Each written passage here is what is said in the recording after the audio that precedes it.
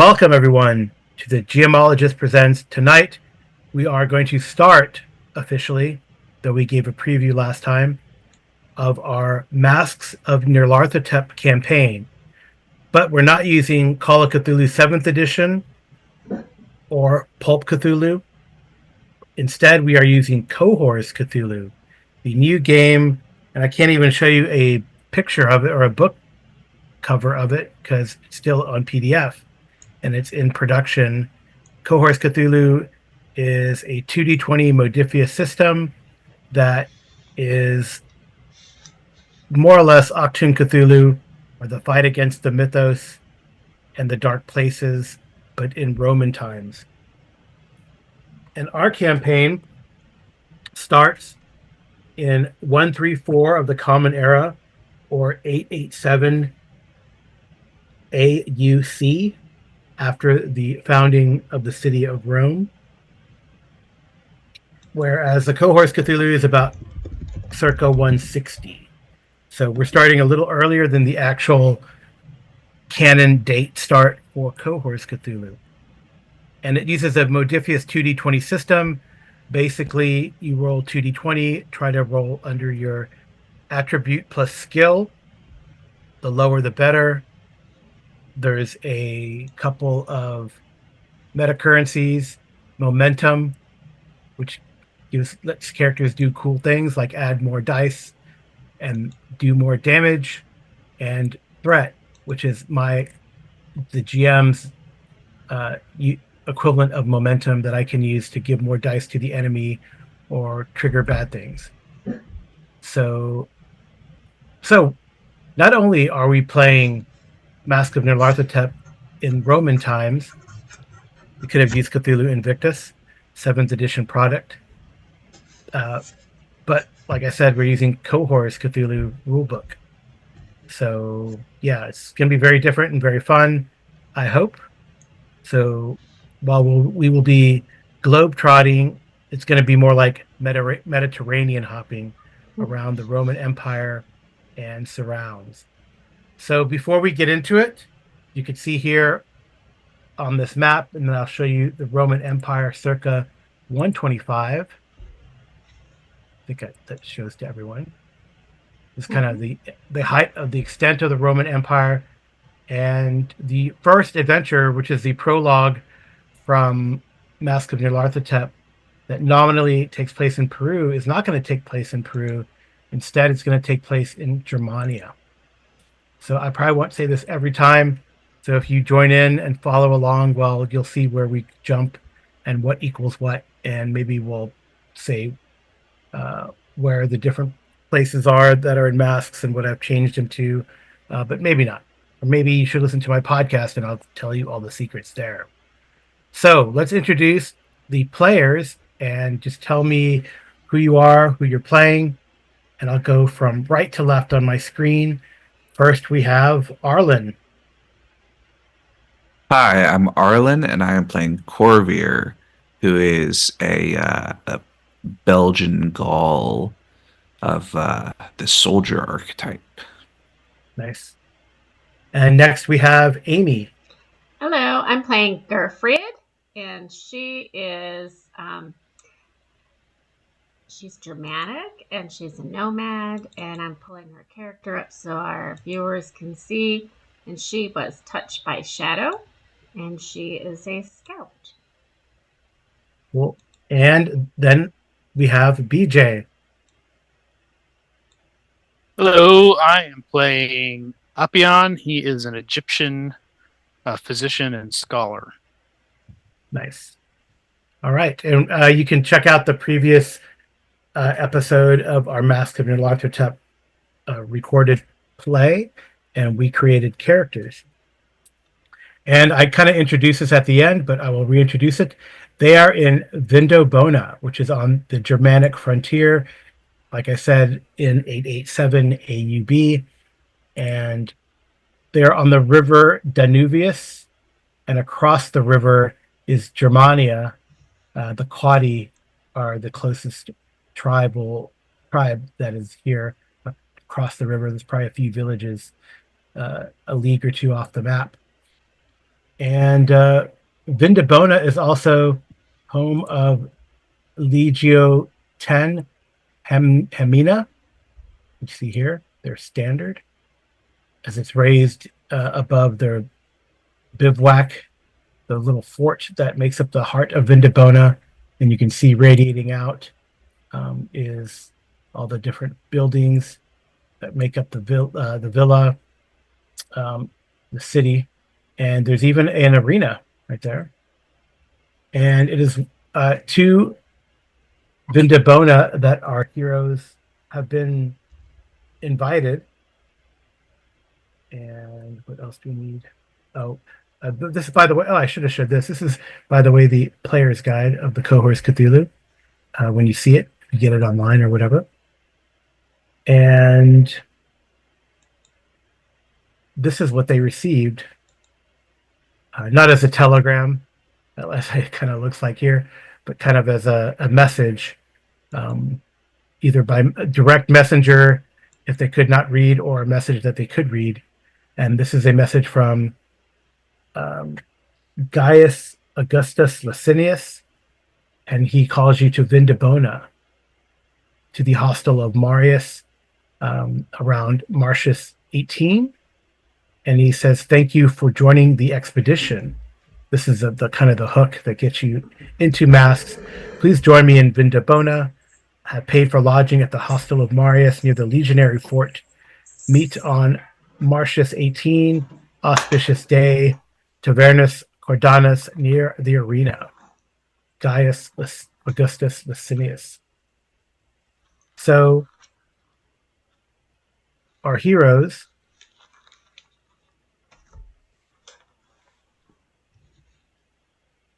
make it to, well, they travel through the streets of Vindabona.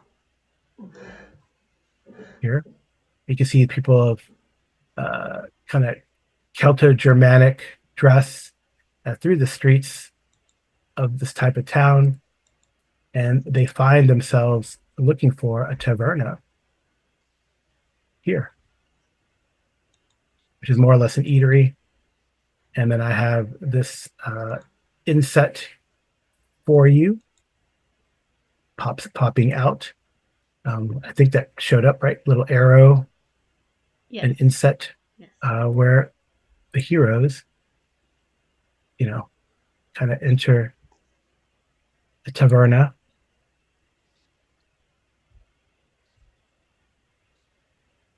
And you're looking to meet a Gaius Licinius, and I did show a picture of him before. He's a wonderful looking gentleman. This guy here. And you see him as you enter, seated at a table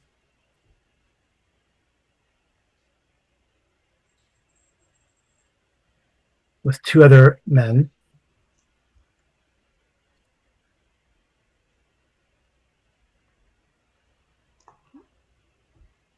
Come down here as you guys enter. We'll go down to here.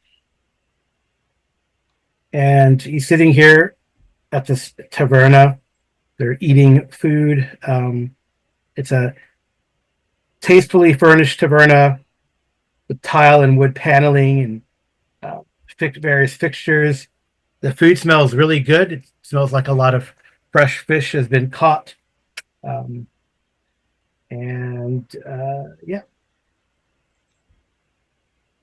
And you're shown, it's like as if they're waiting for you. Someone points you to them and points out to these three men kind of sitting there around the bar here in the taverna. They see you, they get up, and you move to more or less a table. And like I said, the three men. I guess you maybe recognize this guy. This one here hails you, as if he must recognize you by your descriptions. And then he goes back to where these other folks are.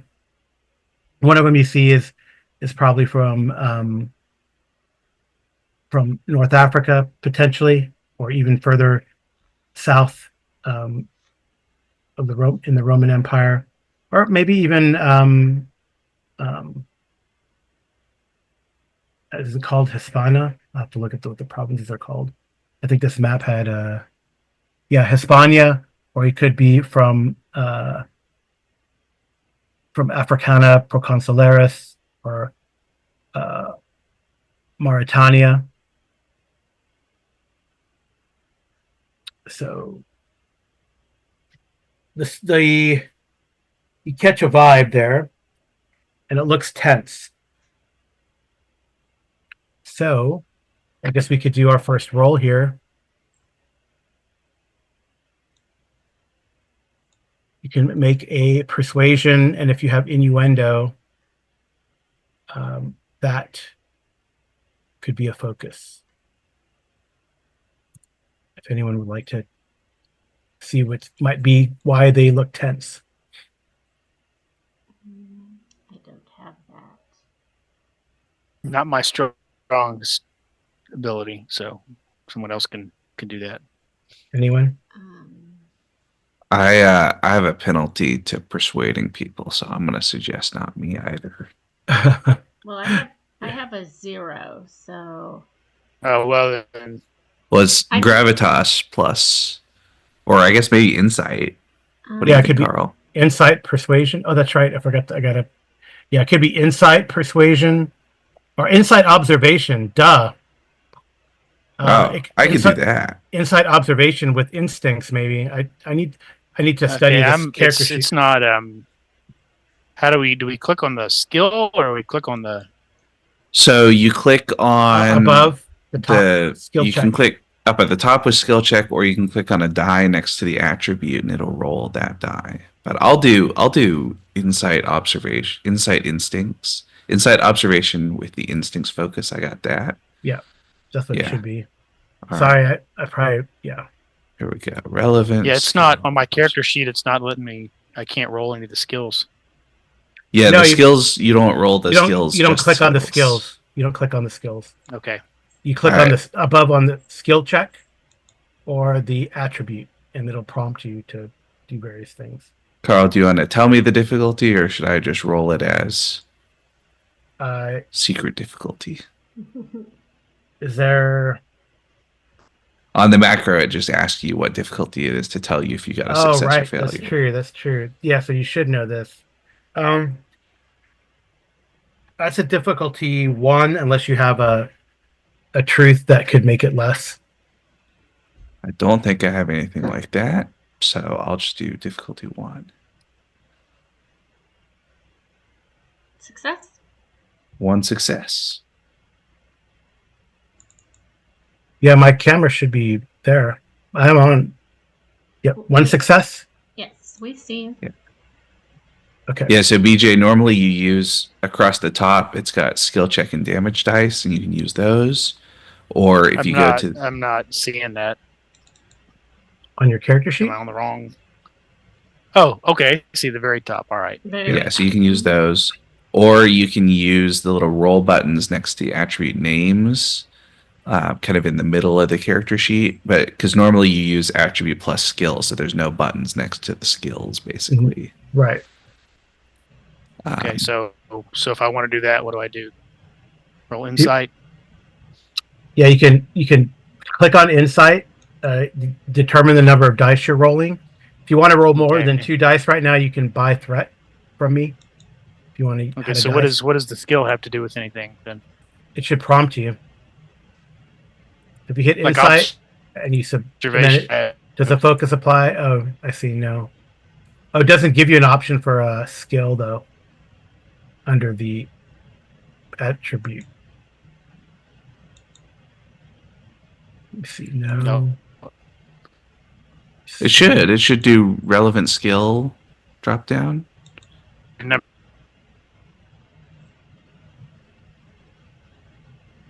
No. Check it. I mean, I didn't see it. Maybe I did it wrong. Oh, maybe I did. We'll check insight skill. Submit. Oh yeah, it does. Relevant skill. Mm-hmm. Yeah. It does. Okay, so we do insight and then the 2 dice you said. Oh, right? I see. Observation. And then Difficulty relevant. 1. relevant skills. Yeah. And if you have a focus on in instincts, right? That makes sense. Yeah. Okay. Oh, hey, I made it.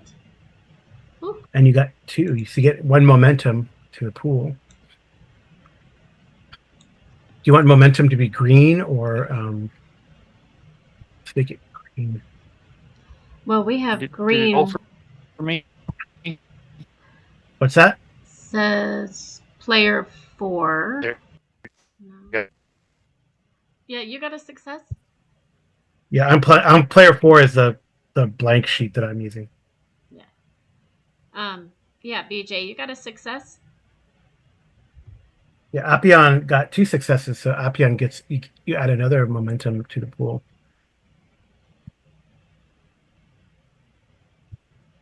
So I'm trying to remember, Arlen, can multiple people roll in a situation like that? Technically not, right? You need to I choose I think 2 it's up to rolls, you whether right? I guess it depends on. I would say it depends on whether the different people can get like different information or do something differently. Like that you. I think often what you would do in a situation like this is just have one person roll for like the information that the whole group gets. Right. Um, but Yeah. it depends on right because part of the more rolls you make, the more chances to get momentum you have. So Or that's the complication, right? or Yeah. complications. But probably what you would do normally is have um, one person in this situation have one person roll and 2 people support. Right. Right. Yeah. So whoever has the best chance would normally Yeah, do the main roll, and the other people who had the pertinent skill would roll 1 dice, and if they got a success, that would add to their die pool. Right. So that's what normally we would do. yeah, So, but in this case, that's fine. Next time, as we figure out this character sheet, because we only made the characters last time, we didn't really play or go over the character sheet, which is fine. Right. So, well, with 1 success for Veer, you see that it looks like there is some animosity between, especially this guy here, and I'll give you a better look at him.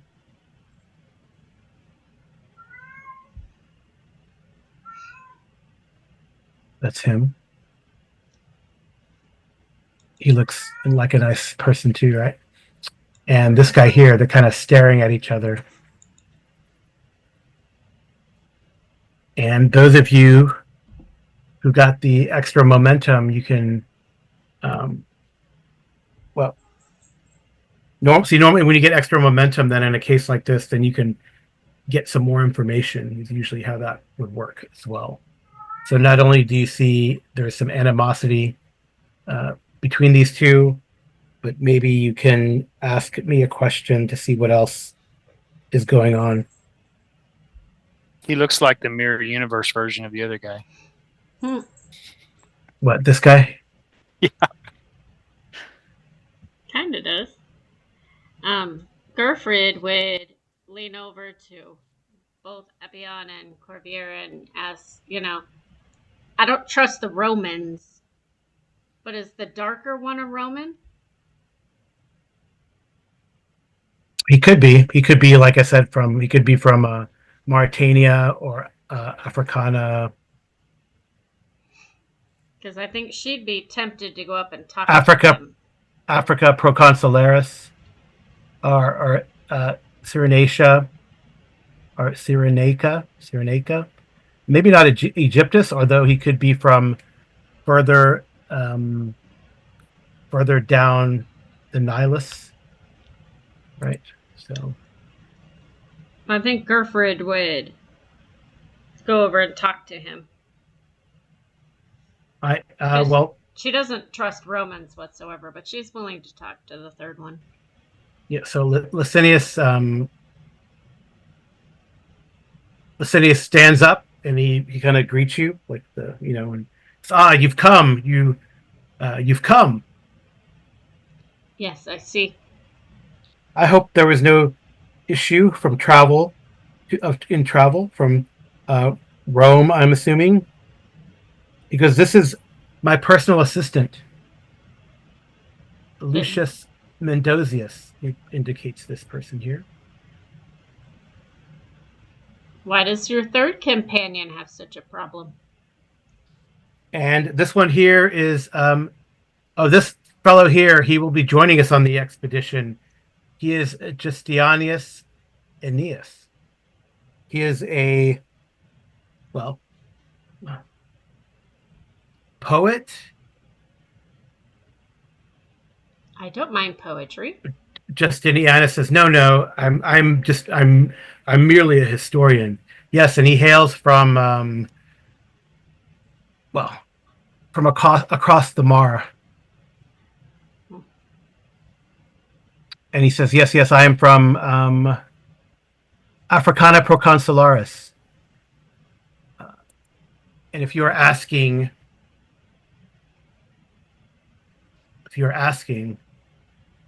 yes, I am Roman, though my ancestors are Carthaginian. You seem the most trustworthy out of the three. You say that in front of all these guys? No, just to him off to the side. Oh well, there's no chance to do that, but you can say it in front of all these guys. The three of these. All right, get ready, guys. She's gonna start a bar fight in ancient Roman times. But she'd put her hand out and introduce herself and say, "I'm Gerfrid. Nice to meet you. You seem like the most trustworthy out of the three of you gentlemen." So Gaius Augustus Licinius, he kind of laughs. Of course. Well, why would you trust uh, a merchant funding an expedition? I understand. I understand, my dear. I understand. Sit down. Mendocius, he actually growls a little bit. He does. He doesn't even extend his hand to you, Gerfrid. She'll just muddle under her breath. Typical. All right. If you're guessing, he looks like he is from Hispania. Hmm. Hispania. Yeah. All right. What are the so Gerfrid? You sit down with them, and Licinius kind of, please, please. You probably traveled a long way. I hope you find the accommodations at the hostel well enough. Aye, well enough, but There- friend Lysinus, you said this is an auspicious day. What plans do you have? Well, if you had been here earlier, well, we could have talked about the Ides of Marcius, right? But uh, he kind of giggles a little bit. But the 18th, a better day when things started turning around way back then. Just my family lineage, Just Augustus is one of my nomen.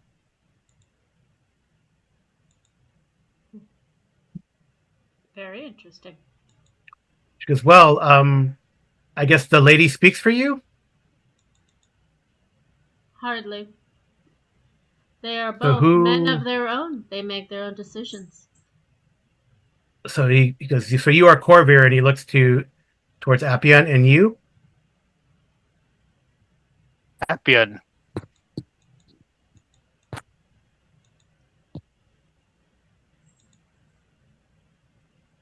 Well, join Is he me. like? Join me. Go Did ahead. he? Did he? Did? Do we? It was You're fading in and out, BJ. like I know we got a letter from him, but do we know him? Hmm, Do you know him? I would think not. You might know Yeah, I him. mean, we got a letter from him. I mean, from him about joining an expedition, but I'm not. But we don't know. We've not met him personally. No. Okay. I guess you are responding to. I'm not going to use kind of the kind of general cohorts. What's it called? I guess the cohorts is not fiction, Of the but lore? the well, the cohorts assumes that you guys are a group that has been grouped together by kind of a secret organization, uh, perhaps sponsored by the emperor, but sponsored by someone important. In any case, to investigate strange things. But here in this case, we're probably not going to use that fiction. And in fact, you are. I guess you are. Maybe I'll go back a little bit. You're responding to a planned a call for explorers to help with an expedition into north of the Danubius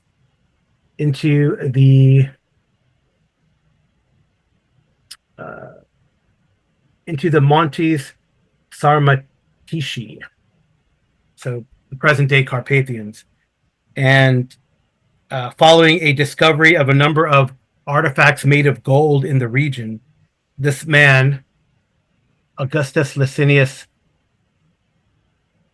Gaius Augustus Licinius, says he has found evidence and he just needed people to help lead him to the source.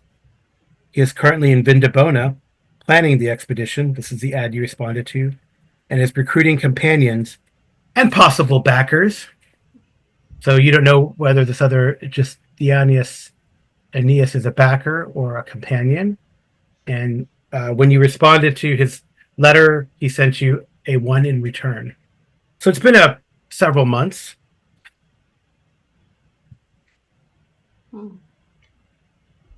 Well, Gerford wants to ask if there's any of those delicious rats on a stick she's been hearing about. Apparently, Vindalona is known for them. Well, if those bottom feeding fish that they catch here in the swirls of the Danubius along the shore are rats on a stick, well, they have wonderful bottom feeding fish on a stick. I think I'll try one of those then. I believe the locals call them catfish. I'll try one. Have you had them? Oh yes. And he kind of calls someone over. Oh no, they're very dead. Some pickled sometimes too. Yes, pickled in like lime juice and other acidic fruits. So almost raw. Mendocia says it is a delicacy from where he is from. We can discuss these feline fish until our whiskers turn gray after we have decided what our business should be. Well, of course, let us have dinner. And he orders a bunch of dinner. And despite the seemingly frosty atmosphere between Mendozius and Aeneas, Gaius Augustus Licinius explains his plan is to head up into the highlands, locate the site of this tumulus from a former age, because I think it is from the time of Alexander, he says. Aeneas says, I don't think so. It's probably a little later. It's probably more Sarmatian. How could it be? How could it be? He says, as you guys eat. Because look, we will recover some valuable artifacts. And what do we get in return, sir? Well, I expect us to all become wealthy. Or, well, for Aeneas here, he will be able to write a book or a play. Aeneas says, I'm no poet. I am a historian. I've written a few treatises on various things. I'd be interested in reading that sometime. First, I have to figure out how to read, but I would endeavor to do such. I see. I see. Well, that is good. We have it looks like a scout, a warrior, another scholar. Perfect. Perfect for the expedition. Because uh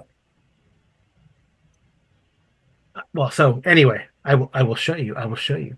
So here's also a better picture of Justinius for everyone to see. Maybe in um maybe in fact he is Nubian, though though still claiming his Carthaginian heritage. Mhm. And yeah, he says there are some of the Germanics up there. I've talked to some, and they say there are tunnels beneath this tumulus, high in the mountains. High in the mountains, he says. Um, And are you going to pack shovels for us? oh, everything we need, everything we need. Cloaks, furs, food. Mendozius kind of smirks and says, "We will get the help of some of the locals too." Willingly or unwillingly help us? Oh, they will help Okay. because uh, one of the one of the shepherds up there, one of the Germanic shepherds, his grandfather found an artifact, and he reaches under the table, pulls there's a burlap sack there. He goes, "I'm telling you, we will become wealthy." And he shows this to everyone.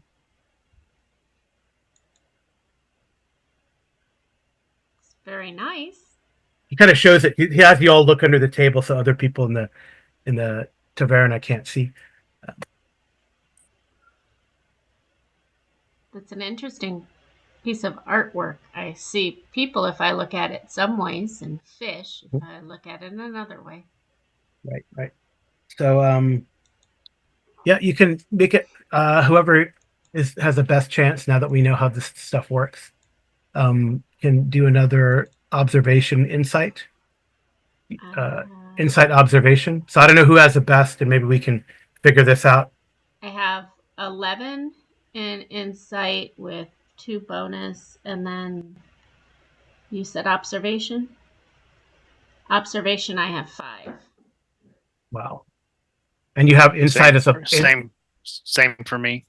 you have insight as a focus or instincts as a focus. I'm sorry, instincts as a focus. Anyone? Those are the I have instincts, but not as good on those other things. So what we should do um, is do the aid task, and we can Yeah. help out.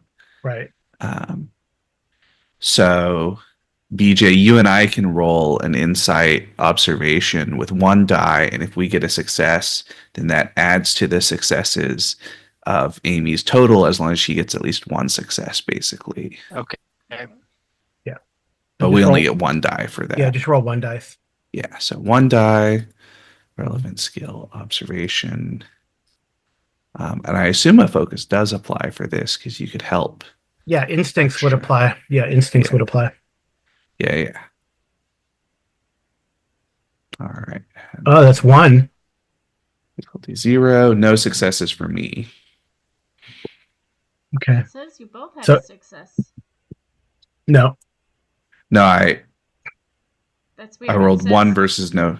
But it says Yeah, I told it success. the difficulty was 0, so it's Oh, okay. it's 0 versus 0. Okay, so now I'm doing insight and then 3 dice? Or- Yes. No, normal No. 2 dice is normal. Okay. The extra die counts as success. The way it works normally, Mhm. you get your normal roll, and as long as you get 1 success on your roll, then you get an extra success from BJ. But you have to succeed by yourself to get the bonus, also, basically. Okay. Okay. And you guys do have 2 momentum, so if you want to take a dice from there, you could. Yeah, you could do that also. Now, does a focus apply to me? I have that 2 bonus. So You have no. instincts? I don't know where to look for that. So under observation, if any of those, if instincts is checked. No. Okay. Right. Difficulty 1. Yes, difficulty 1. Are you taking a dice or no? I don't know where I put the extra die. When it gives you the prompt. I'll start over again. So Yeah. Pull up instinct, put 3 if I take 1. Yeah. Are you guys good with me taking 1? Yeah. First one is cheap, so might as well. Yeah. Okay, so 3. Relevant skill is observation. No focus. Difficulty 1. Here we go. Hopefully.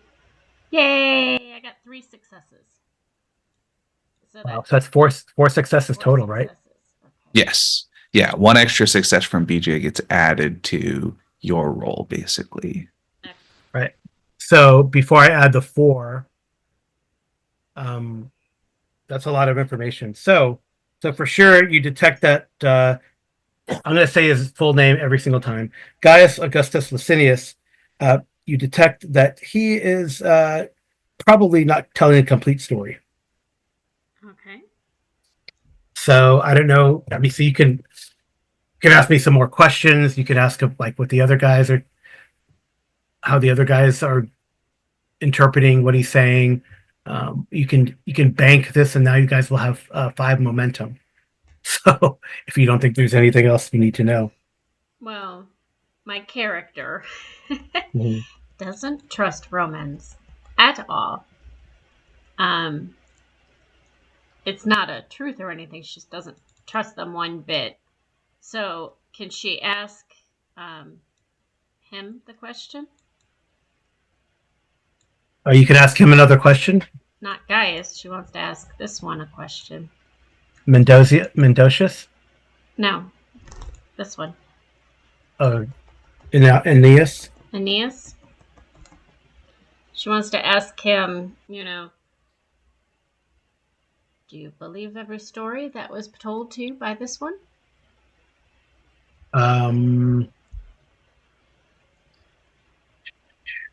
So it's also, just to talk through the system a little bit more, worth pointing out, the ask questions to gain information thing is not ask questions of a character.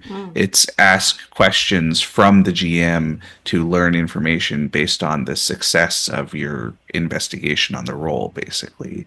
So you can interact with him as much as you want, obviously, in the scene. I'm just saying that, like, specifically for this get information result, it's more like we ask Carl, like, hey, do we think that there's like a specific piece of information that he's not telling us? And then Carl can say, well, yes, actually, here's a thing that you've picked up on from your investigation, rather than like a sort of traditional character-based interrogation. Right. Like even stuff that he's shown you, or like what he's telling you, like he showed you that mirror, right? Yeah. So like we could say, well, do we think that the mirror is like authentically from there and from the period that he thinks and all that stuff, which might be a good thing to start with. How truthful do we think he is about the mirror and its provenance? Okay. So that's one question, Carl. Okay. Yeah. You Gerfred, you're no scholar. Well, I guess it's to the group, right? It's for the whole group to understand. For the whole group. Yeah.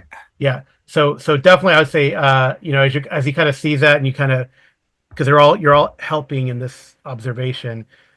When he says it's from the time of Alexander Appian, I guess you would know about these things. You're like, it looks actually potentially older. Was that right? Let me see. Let me see if I'm correct in that assessment. I got to look at my notes. Because I think Gerfrid would look to Appian and Corvair and say, I don't trust this guy. How do we know he didn't actually steal the mirror and is trying to sow a tale of woe to us to have us take the fall for him?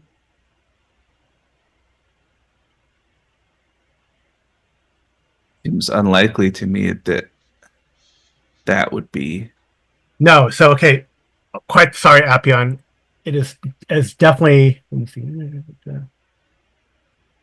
Oh yes, it is older, older. Yeah, and you would say it's not when he showed you that thing and said it's from Alexander. Clearly, that's from like older an older group of steppe peoples, more Scythian. So Scythian, the Celtic kind of tribes that lived in that region, what present day Dacia and the Black Sea area. Would Gerford have recognized it? Um,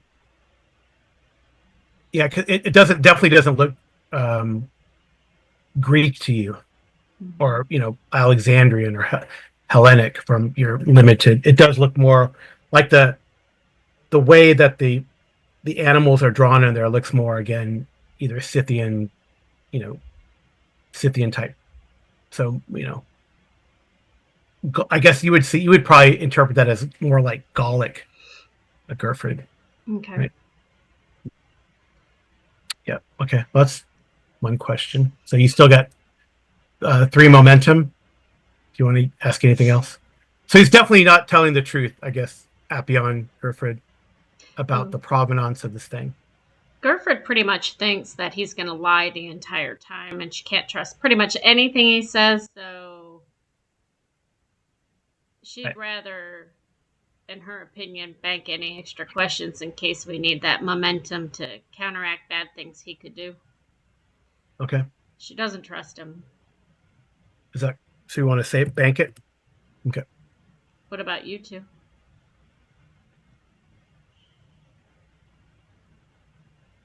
Arlen, Arlen, BJ. BJ? I'll defer to BJ. I'm happy either way. I just bank it. I don't have any other questions. Okay. Cool.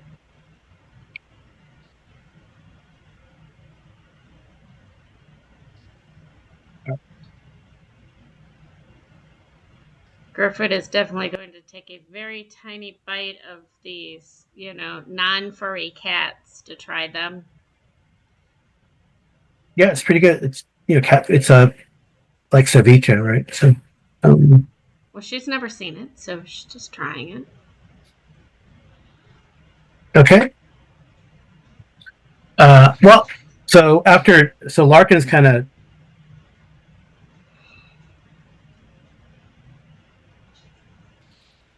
All right. Something tells me this fish would be good fried in oil with some sort of bread. Mm-hmm. Maybe someday we will actually discover something called cornbread and fritters to go with it. All right. So he tells you that we will travel. He kind of tells you kind of the itinerary in a way. He repeats again that these shepherds, these Germanic shepherds, found this, and this is tumulus, and there's lots of gold there. Um, we're going to travel up into the highlands, into the Montes Samartici, and we're going to get to the mountain that they call the Tatrius.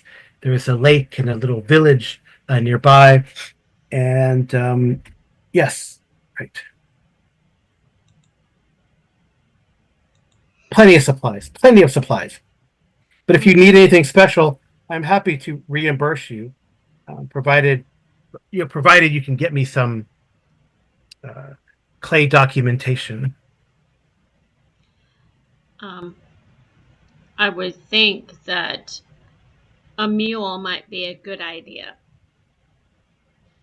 Oh, we have plenty to eat, and I'm sure You you look eat like the you could find mules? us.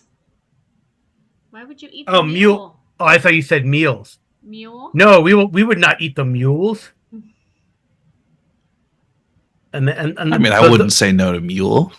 though Mendoza says, though, if we run short on supplies, better than eating each other. He grins. Does this come from experience that you know that the mule is better? I'm very concerned. Unless you were joking, Mendicus. He goes, well. He just kind of laughs. And then, yeah. That's kind of the only... Pretty much, Licinius talks most of the time. Both the other two are uh, quiet, listening intently, except for this one crack by Mendocius here. And yeah, so after dinner is done, Gaius Augustus Licinius excuses himself, saying that he's feeling under the weather, but he will meet you in 2 days' time, um, so that we can leave early in the morning, um, and head out there. So Okay. so I guess, man, I guess observation seems like the big thing, but observation or medicine, actually. What is medicine? Yeah, observation or medicine. So let's do insight, observation, or insight medicine. I'm looking for medicine. I do not That's a have probably any. happy. I do not have anything in medicine. Would any talents, would any of the focuses help on medicine? Pharmacia. If you have the Okay. Yep, I do. Oh wow. Okay. All right. So, do you want to roll, and Arlen and I can roll to help? To aid.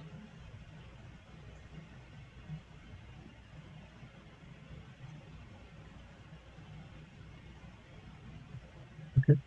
BJ, do you want us to roll to aid you? Oops. I guess you. Yeah. What did you do? Something happened. It didn't look right. Did you set the difficulty? You set the difficulty to 2. You got Oh, one okay. success, but you didn't. Sorry. Yeah. Okay. Put the difficulty as 2. So yeah. Well, I guess he just rolled. He just rolled it. He didn't want help. That's Yep. fine. That's okay. All right. Were we successful? He was But I should successful. add more successes. Okay. No, you got one success. Okay. Right, because you must have put the difficulty to 2, but you got one. You only needed one success. Okay. All right, so that's why it says failure, because you got one success, but it must have been set to 2. Yeah. Okay, so he looks like he is. You see that Licinius has grown noticeably paler and sweatier as the evening has gone on. Yes, he was very, but it's not. It's maybe it's a little humid, but it's a nice, cool evening here in Vindobona along the Danubius. It's not hot by any means, or so. And his hands are actually trembling, so you see that he definitely looks like it resembles opiate addiction or opiate withdrawal. Hence the pharmacia focus. Can Gerfrid stealth Well- behind him, kind of watching, make sure he gets back to where he's supposed to be? Well, as he goes to leave, let's see, the other guy's going to leave also. He doesn't say anything. He just kind of gets up and nods his head and leaves. And I just ask if you would like to join him for a drink to get to know you better. He wants to understand why you've come. What brought you here? He wants to have a drink with all 3 of us? Yeah. Well, she wants to ask him, shouldn't we make sure he gets back to where he's supposed to be? Sound and safe? Vindobona is a safe place. Hmm. He's got 3 names. I think he'll be fine. And it looks like his friend Mendocius is going with him. I do not trust that man. He looks like he knows how to use a weapon. So what brings you on this expedition?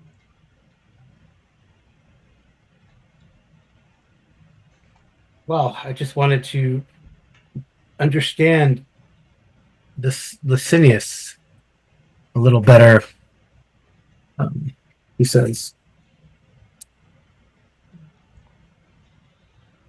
So do you? He goes, do you believe what you just heard? Do you trust Licinius? I don't trust Romans. Please do not be upset. Present company seems trustworthy. Hmm. They have never Well, proven themselves trustworthy to my type. I have been researching a new treatise, a book, as it were, about Germanic and earlier myths and legends, folklore. Sure, I guess I am a folklorist, but I believe it is uh, more historical. In particular, I have traveled into Germania, looking. He says, "There's there are some oddities. The Romans have their gods. Uh, the Gauls, the Germans have their gods, but there are other gods, and there are sometimes these. While there is the cult of Jupiter, uh, the other cults that we hold so dear in Rome, these cults sometimes, well, kind of leaves it at that, lets it trail off. That they are more like death cults. He Death says cults? death cults. So he's leading us to our death? Because he's certainly not telling us the truth. You, of all people, should know that mirror is not what he says it is. Correct, Apion? Apion? Yes. Well, So I'm interested to hear more about these cults, though. look, Licinius, he tried to convince some of the locals, some of the Germans, the people of the Germanic tribes. I need to make sure that the people of Germania, Germanic tribes, to explore this tumula that he's talking about, but no one wanted to go. Since then, he has turned trying to find people from the empire, not locals. Because I have a friend actually here in Vindabona. He's a medicus. He works uh, uh, with the Legion here, and he might be interested in joining the expedition. But actually, Licinius, for some reason, has ignored his request. Hmm. And the I mean the Legion. Quite the contrary from what people believe. The Legion does do their own. They do have their own sort of investigations that go on, and the Medicus, especially, he has some old documents and even artifacts of his own that related to these tumuli, these Gallic. Well, they're not Gallic. They are like the Gauls. They have very similar iconography. I do not know if they worship the same gods, but they're the the their pottery, their design work is very much the same. Um, it's quite remarkable actually that these patterns show up out here in Germania, but also show up in Gaul, and even I've heard in Britannia. Hmm. These peoples are very extensive, um, but I feel our Caesar put a stop to that extensiveness in a way, and then the Julio Claudians after him. Anyway, I believe that that my friend Medicus uh, Mimicio has these old documents, and like I said, perhaps we'd like to accompany me to go visit him. Also, he says, and he looks out or is after he looks around after a few drinks. He goes, I do not know if you know what the Diarg Due are, but the local tribesmen say that these Dirag Due um, live in these mountains. I only know stories and songs and tales that were told to me when I was young of things. But Corvair, do you know more about this than I do? I'm assuming both of you, being much more educated than myself, would know more. I'm not sure. Heard rumors of strange things on the frontiers, but this is unlike many other rumors. Well, he says some of this Mendocius is known to the Quadi and other Germanic tribes here, and they do not trust him. They believe he is some sort of monster. I do not believe in such things. He's Duragdue. I mean, such monsters do not exist. But you know, Would it be possible for you to bring him but here? my research tells me that these stories kind of arise from the Ptolemaic period. Perhaps. Is your friend nearby that you could bring him here? Oh, we can visit him at the in the at the fort. Has he I, had this non-furry cat food? oh, we could bring him some food. He and his I believe he has an assistant that works closely with him. Would probably enjoy that. Because anyway, so I think, I mean, I'm glad that you arrived. I didn't know if I could solve this mystery myself, but I believe that Licinius and Mendocius are members of this death cult. Perhaps. I do not know how it relates to this tumulus, but I suspect it may be the focus of some sort of operation. Licinius has been there before. How does a personal truth work? It lowers the difficulty of a test. And how do we know when it applies? You just petition to Okay. the keeper. Okay, so I want to know. I do have a question then for me. This would be To Justinius. oh no, it's just for my own knowledge. So this Okay, would just be in my own mind. right. I'm trying to think what academia would this be like? This might be history or religion to know more about this cult. And would my beloved of I've got student of the occult is one of them, Okay, but I also have beloved of Velusia, beloved of which Velusia. which goes back to I think last time we talked about that kind of with Egypt's the serpent featuring so Yeah. prominently in Egyptian religion. If there would be any connection to the Ptolemy, he's talking about Ptolemy, and Oh yeah. Potentially, so yeah. I'm just kind of wondering if I could guess anything or see any kind of hypotheses about what's going on here. So Yeah, you could do academia with a focus on history if you're thinking that route, or if you're thinking more of the occult route, academia.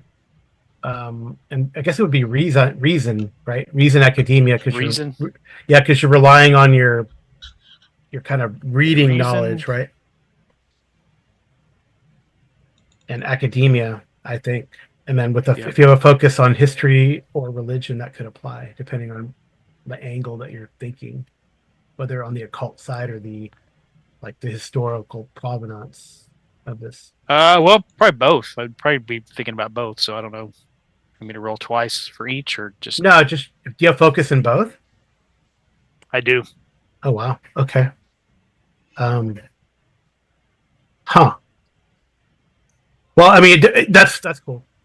Yeah, so you just click focus applies because it's the same either way, right? That's cool. Okay. Yeah. And then you can reduce the difficulty to I zero. mean, it's also just an equally valid as this has nothing to do with that, right? True, but I think the Volusia thing applies. Well, student of the occult or the Volusia would apply. So that's a zero. You reduce it to zero difficulty. I didn't. Okay, so then that would that have been more successes then? Yeah, so it's 3 successes all as bonus momentum, Yep. basically. All right. So Okay. right. So that's going to max out your momentum, but you have to at least you can either do so you can ask me questions, or with 2 momentum you can create a truth. But I don't know what that truth would be. You'd have to let me know what that could be. Anyway, Okay. you have So 3 so successes. the question is: does any of this does any of this have any bearing or connection to ancient Volusia? Would it have would it pertain to ancient? Yes, I think it would. Okay. It Also, I think so. And here's what it would pertain to the um I don't know, in the stories of your secret history, the eternal war between Set and those who would call themselves gods. Maybe the multi what you've heard. Do you want to? If you spend another momentum, I'll tell you the name of the name or that god is known as. okay. Okay. Uh, the multi, huh? The multi-faced Yes. one. The battle between Set and the multi-faced one. Yes. Set being the god of the Understood. Valusian, right? Okay. Is The the serpent, Yeah. The serpent. the serpent peoples. is the mirror made out of gold? Yes, Or- it was made out of gold. He didn't leave it. The mirror is made out of gold. No. Yeah. I was gonna say, because if it was wood, maybe she could use her wood crafting to see if she could figure out what kind of wood it was and where it came from. But it's gold, so she wouldn't be able Well, to it was. tell. Yeah, you didn't get a good look at it, unfortunately. But you could. I mean, maybe on the expedition you can get a good look at it because it probably How do is. we? It probably has a base of gold. It's probably gold plated wood, and then it has the mirror side, right? The gold side and the mirror side. Is I there showed you the a? Is gold there a? side. Yeah, the mirror side is probably electrum because a lot of Yeah. metal mirrors were. Is there a plate?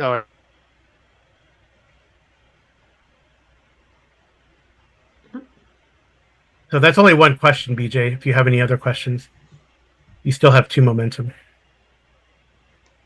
Don't know. We could probably, in addition to asking questions, it seems like if we had a truth about like our knowledge of their cult thing, that might be useful to prevent us from getting the drop on us, right? Place For where like no.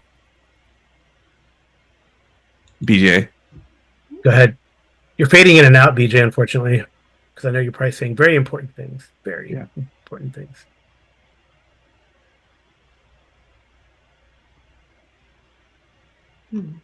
BJ, can you hear us?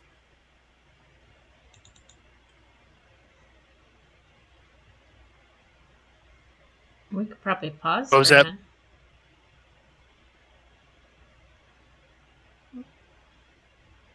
BJ, we're getting like a third of what you're saying and significantly delayed.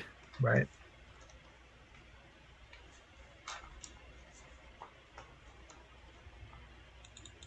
Because I was looking at what my character has, and she doesn't have that much that she would know. Climbing, archery, escape artistry. That doesn't help. I mean, she's stealthy.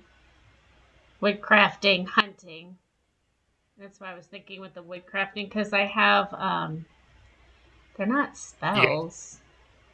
Yeah, we can hear you All again. right. Yeah. You can hear me okay? Now Yeah. we can. Yeah. Okay. Yeah, I was wondering if we could get a note, like something in the or like where the character sheets are. You know how in Hyperborea we have a couple of places in the journal where we can Oh, put yeah, our like a loot handout. or things. Yeah. What do you want me to call it? Just notes. But one we can edit or Okay. Yeah. because I know. I will forget all this stuff. Yeah. I'll just call it masks notes. I'll make it editable and accessible to all players. I'll find a fun picture at some point, but don't need it yet. Okay.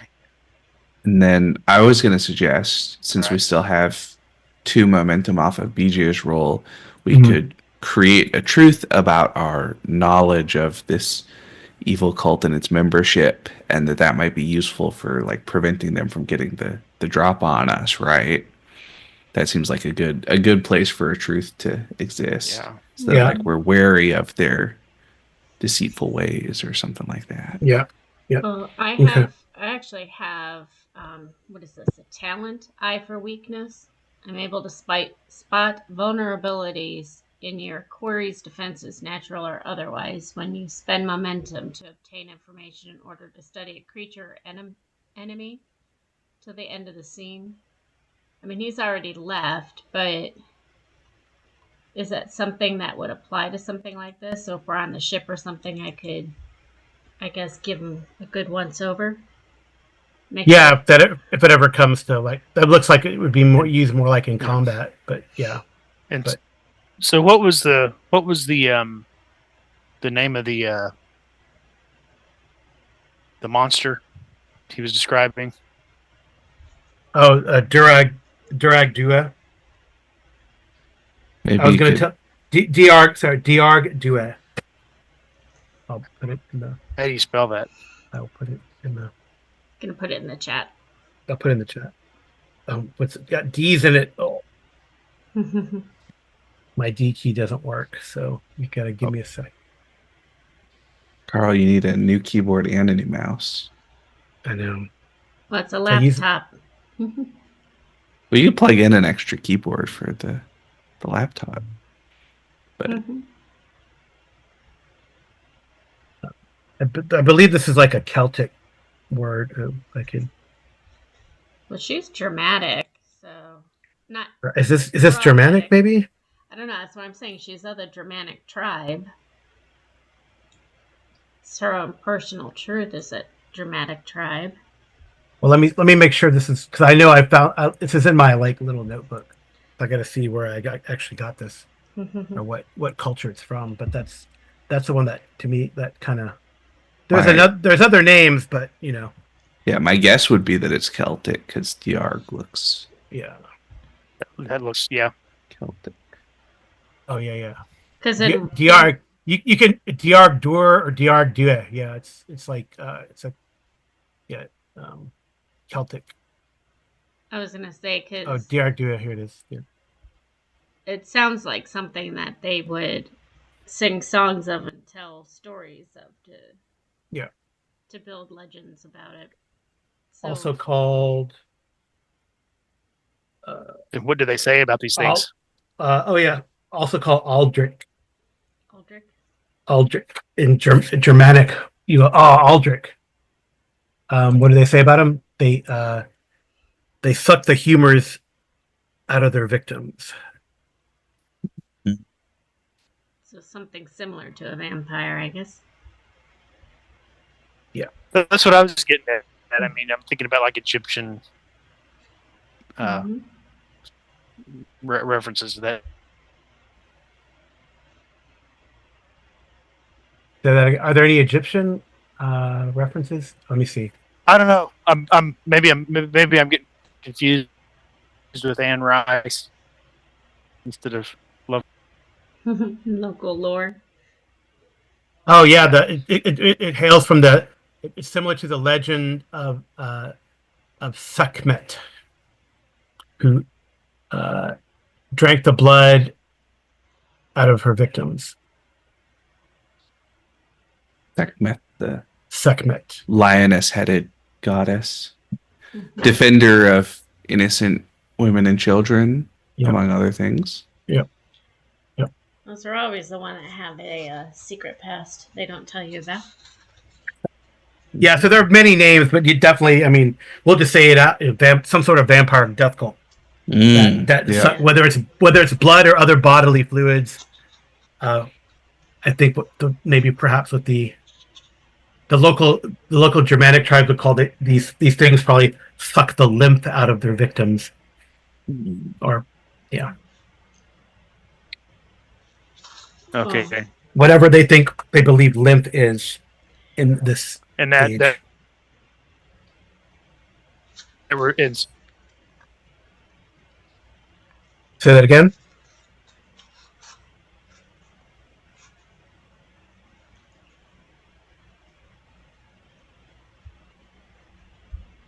Well, Gerford wants to ask the group, including our new friend, do you think the mirror has to do with some sort of a ritual?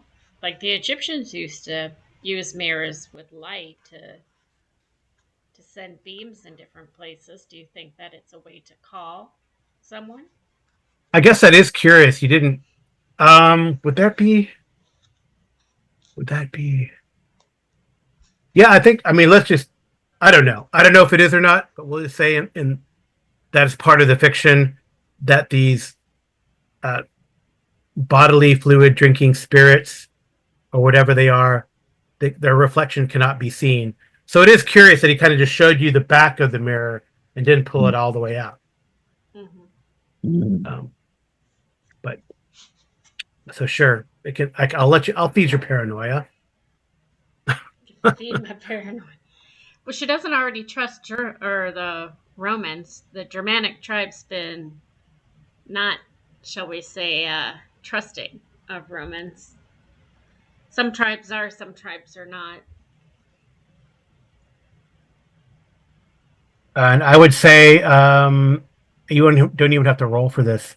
This Mendocius, he if he claims to be from Hispania, he doesn't look like he's from Hispania. Hmm. That is very interesting. I mean, sure, Romans or peoples can move all the way around the Mediterranean, but you know. I am not very well traveled or learned, so I But cannot. Corvair's been around though. You've definitely probably run into legionnaires hailing from Hispania. And, Mm-hmm. yeah, it didn't seem that way. Mm. All right, so I guess what we should do is take a break Okay. and then switch scenes to meet, to go meet the Medicus. Right? Sounds So good. is that our next scene? Okay. If we're done here.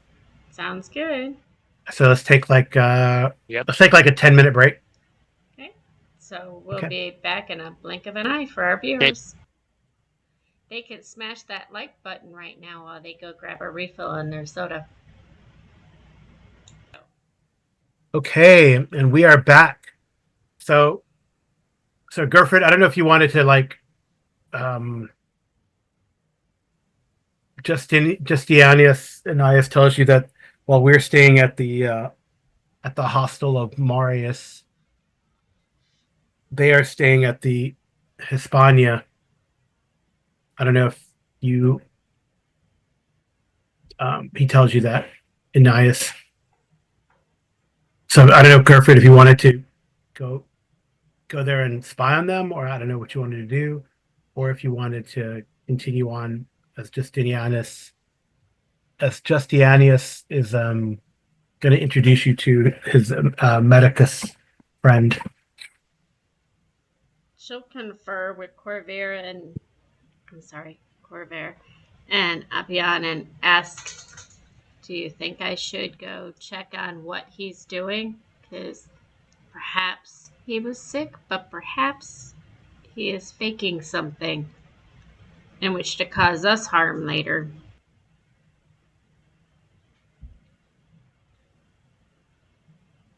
I think he was really sick and also wishes to cause us harm later. Well, if you go meet him, maybe I can check on, shall we call him our beneficiary? And I will meet you back here? Or shall I meet you back at the hostel?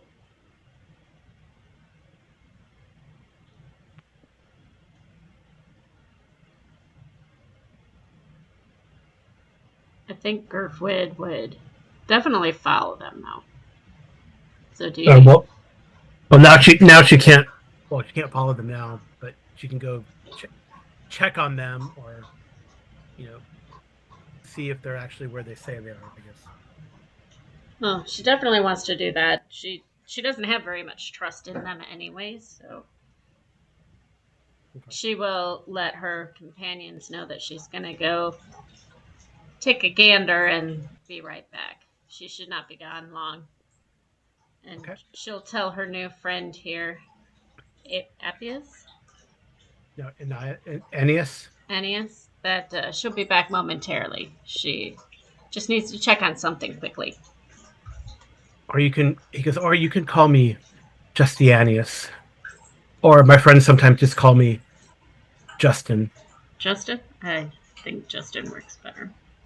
Oh, so we are friends. He Yes, gives you a nod. I am Gerfrid. Yes, and Appion and Corvier, you introduced yourselves. Mm-hmm. I've written it down with my stylus on this clay tablet, and I will transfer it to something more permanent with quill and papyrus later. I assure you. Where are I, you from? You read, you write, you're articulate. Next thing you know, you're going to tell me you know how to wield a gladius and a sword as well. Excuse me momentarily. So he says, he shrugs his shoulders. Uh, well, I'm no legionnaire or auxiliarius. I probably said that way too many syllables, right? Arlen? Auxiliaries. Or, yeah, like auxiliaries. Yeah, but I feel like I am good in a brawl. He says. I think so. Let me check. I'm sure they have. I'm pretty sure they have his stats for Justianius.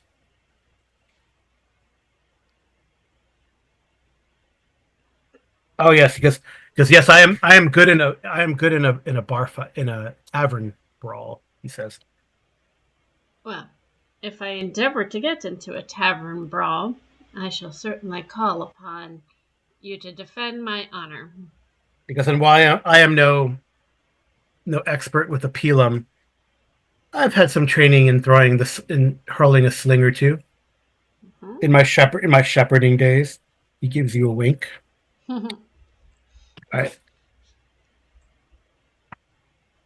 So Cool. if I wanna roll stealth, Yep. okay, obviously stealth I have a +3 in, Yep. but which attribute do I roll that with? Um, agility, I would say. I wonder if it's agility or coordination. Probably agility. Coordination is like hand-eye, right?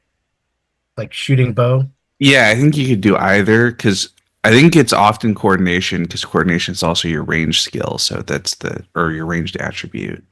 Mhm. Um, and that agility is more like agility would be for moving quickly, coordination for moving stealthily, Okay. Oh, right. That makes I sense. think. Because I have a Uh, 9 with 1 bonus on coordination, and then stealth I have 3. But I don't think a focus applies because I only have escape artistry checked. Yeah. Okay. It would be sneak would be or concealment would be the a potential focus in this case. I don't have either of those. Yep. So go for it. Okay, so coordination with You just get regular 2 dice, right? well, you guys have 4 momentum if you want to use it. Actually, you now have 3 momentum because yeah. you lose one at the end of every scene. Did we write down a truth for knowing about their cult stuff? So what is it? What do Do you want? or The truth, history.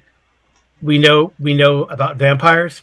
That's a good truth. uh yeah, I was gonna say like Death secret cults. cult, unsecret, We know but about death cults. we know about death cults is great. That seems like a good truth to have in our back pocket. Yeah. Because Okay. Okay. so the I will way add that that to truths work the for your list. character. Sorry, BJ, you go first. I was just going to put that on our notes, but that also goes on our character sheets.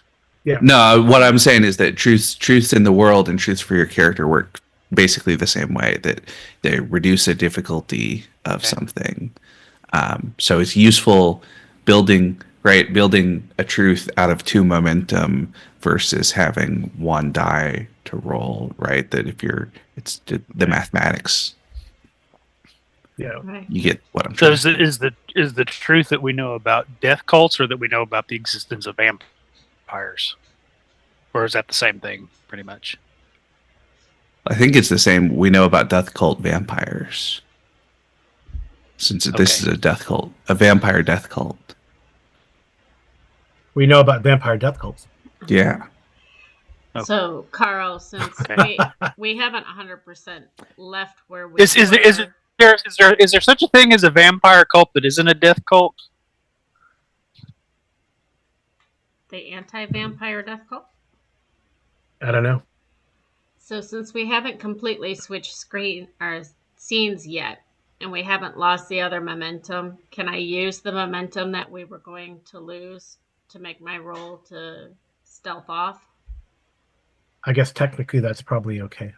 Well, It's just- we lose 1 no matter what at the end of Yeah. the scene. Yeah. So no, I guess no. But you can use another one. Momentum comes really cheap. So why don't you? The first Use one momentum is anyway. the cheapest, right? To Because the just use first one one only anyway, yeah. costs 1. So yeah, might as well just use 1 anyway. Okay, so 3 dice, and then relevant skill. Oh shoot, I have to figure out Yep. which one it is again. Stealth. It's coordination stealth. Coordination stealth. So Yep. Stealth is a skill. Yeah. right, but no focuses apply. But what difficulty do I put? That's a good question.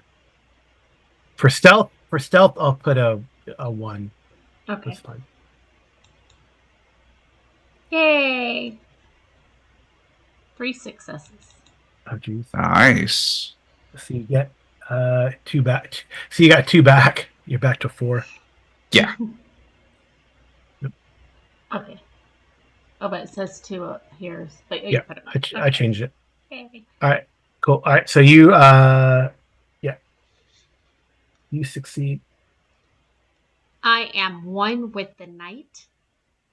Okay, yeah. So you make it to the Hotel Hispania, Mm-hmm. and go ahead. I'll do her first.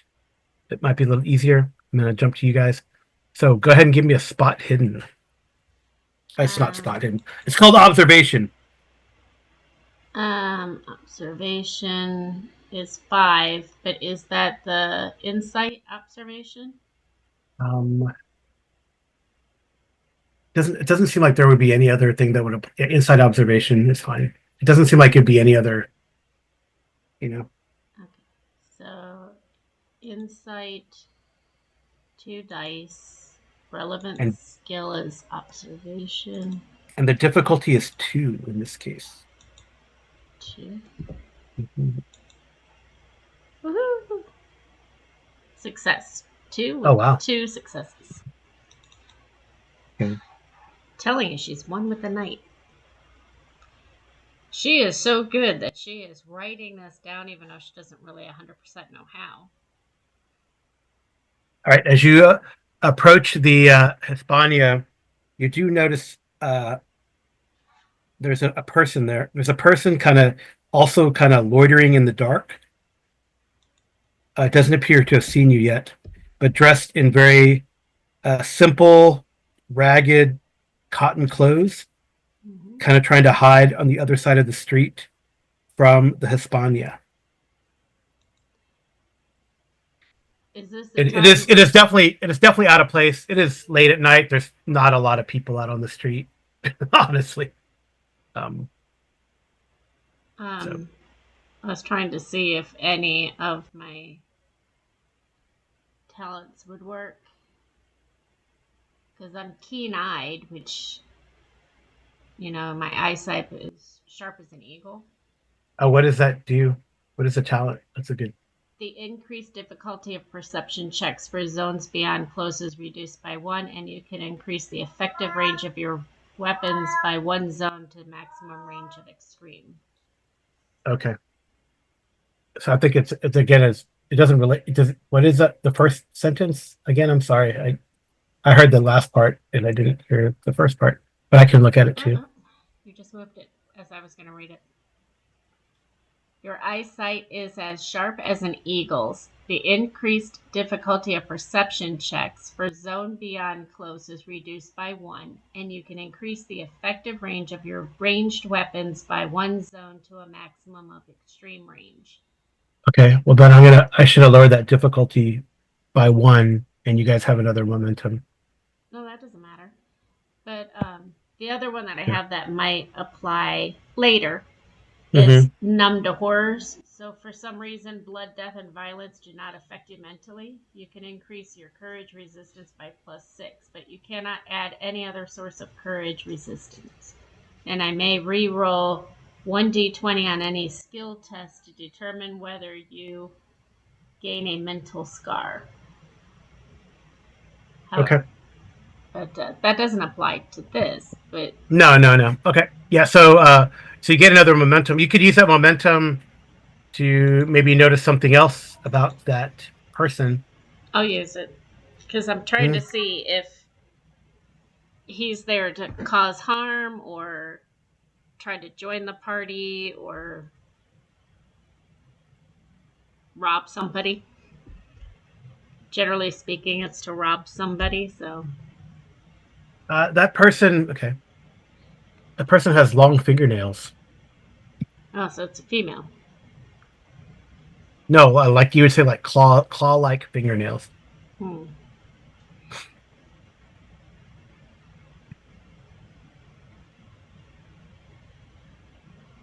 Does he seem to be paying attention to our party? No, he's kind of loitering in the street, sort of watching the hotel. Okay. Hostel. Can she walk up to him and say, "Good evening, sir"? Or I guess it would be "Goodest deus tuus uus." Evening, yes. I don't even can't even say that. Evening, good evening, yes to you. Yes. All right. Are you gonna just go walk openly up to this person? Switch to Piglet. Switch to Piglet.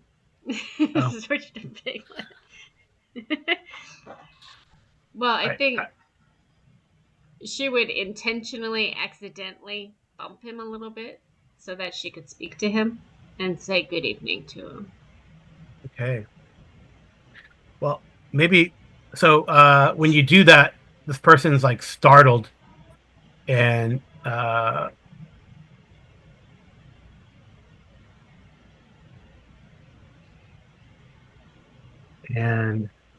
I will switch scenes in a second.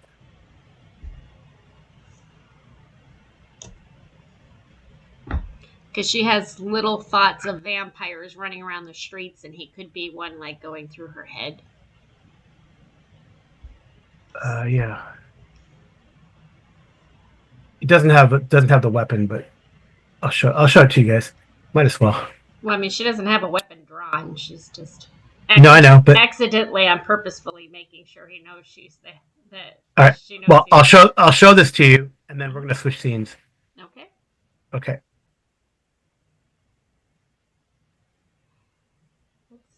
He looks like that, and he goes, "Ah!" Miss Gene Simmons. That's what happens when you wear your makeup to bed. And then he runs, but okay. And you'll probably have to roll something, but I think you might be okay because you're pretty good at that fear thing, right? Right. I have a +6 to courage in situations like that. Well, you have 6 like courage armor. So yeah, what do we roll for that? For some reason, blood, death, and violence don't affect you. You increase your courage resistance by +6. Yeah, so I think it's a will. It's a will, right? Like a fear check is will in this game, or gravitas. I think will plus resilience. Yeah, so give me a will plus resilience. with you have- discipline is the mental resilience. will plus resilience. Difficulty is 2. So where does my courage come into play? If you take if you were to take stress from that, we'd subtract 6 from the stress. So this is just to show people how you do this roll, but you got 6 courage. I'm not. Yeah, your courage basically just works as armor, but Yep. only for like mental stuff. Yeah. So, will plus resilience. Right. Okay. Would any of my focuses apply? Actually, probably your touch by the shadow would, What, or your new truth. You're expecting this already. Your new truth would work in this case too. okay. So I'll put yes. And what difficulty do you want me to put in? It's normally would be 2, but it's a 1. 1. Okay. Yay! 3 successes. Oh, Jesus. No, he's not born yet. All right, so you're fine, and you guys have 6 momentum now. Yay! But he runs, so we'll get back to you. Mm-hmm. But I guess I'll do this. He's like a walking leech in her mindset here. That's what he kind of reminds her of. Yeah. So he's there. Okay. Meanwhile, you guys go into the fort with Justianius, and he introduces you to his friend, the Medicus Memisio. Here he is.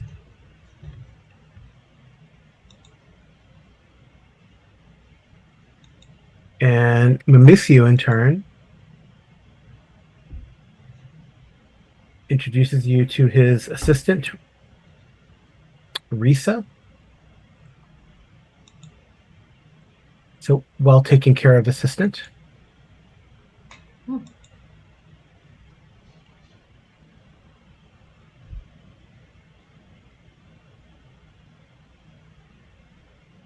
I think I'll move you guys like maybe out into the town here more to keep you distinct from those two guys. So Yeah. Go ahead, BJ. Oh, I didn't say anything. Okay. Sorry. All right. Yeah. So he's kind of like has like all this apothecary type setup here. It looks like he probably is like the legionary surgeon as well, being the medicus. He walked with a limp. I took an arrow to the knee, or a pelum to the knee at some point, and now he's the medicus. So his apothecary is on the ground floor here. It's a large. His desk is also piled high with papers and actual books. The window is open to air the room out, because it might get stuffy with all the different samples and stuff he has, and so he's surprised. He goes, "Oh, Justianius, you brought friends." He's like, "Yes, these are people who responded for our friend Gaius." Oh, he says, "Oh, Licinius." He rolls his eyes. "Yes, I've been trying to ask him to take me into the frontier, but he refuses. I do not understand why. I mean, I know I'm retired and I work here sort of with the Legion, but it is not like I'm a spy, or not like I would prevent any, although I think Licinius wishes to loot this tumulus without interference. I mean, who's going to do anything? The Germanic tribes? Probably not. Any other peoples that are out there? No. the Legion. I think they have better things to do. So I just don't understand. But I mean, I mean, I guess there could be trouble with some of the Germanic tribes for despoiling or causing curses, but who knows? But anyway, I've been trying to. I'm glad that you are here, but I'm trying to. Well, my assistant has, and she bows. Says, go, Risa, go find out, or go show them what you discovered or what you found. And she kind of nods and she goes, yes, yes, yes, yes, Mamicio, yes. And she kind of departs. She's been looking through many of the written records and old documents we found, mainly Greek, surprisingly. He says in and around this area, or that that the Germanic tribes men have not used for kindling. And she found this old Greek document on papyrus. It was difficult to read, and Risa has been working on a summary. Well, of course, it translates it uh, to Latin and pick out the pertinent details. She's almost finished, but we have like other, much like Licinius, we do talk to Germanic shepherds, and we found a few things out there as well, maybe related to this tubulus he is obsessed with. So, but I'm happy to answer any questions you might have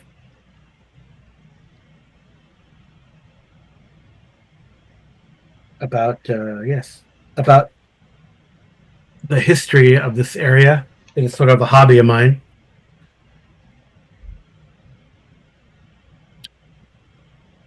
He kind of looks at Isis for Corvier and Epion to respond. Do you have any idea? What can you tell us You about appreciate. the stories of the vampires, the doer, the whatever they are, the Dieu, or Yes, the Aldrich. Aldrich that the Germanic tribes call them. Uh, I mean, they don't. Those things don't exist. Ancient gods or other aspects. That is just folklore. I've not seen anything out there. Just old ruins and carvings, but it is what these superstitious tribes believe. He seems to be a rationalist. Just how old would you say the ruins are? Um, I definitely feel like they're post Alexandrian based on the artifact that I've seen. Oh, sorry. I mean the Greek text that Risa is looking for. The artifacts themselves, whatever was, I believe that whoever was there before the Sarmatians, I think the Sarmatians say their ancestors or those that drove them out or whoever they drove out were once called Scythians. All these tribes moving back and forth and back and forth, these migrations, they do not settle. So it's one tribe, destroys another or assimilates one. Um, Germanic tribes go here and there and become one big tribe or are dispersed to other tribes. It is the same with the Sarmatians, right? So I guess they call them Scythians. I ramble a lot. I apologize. Apologies.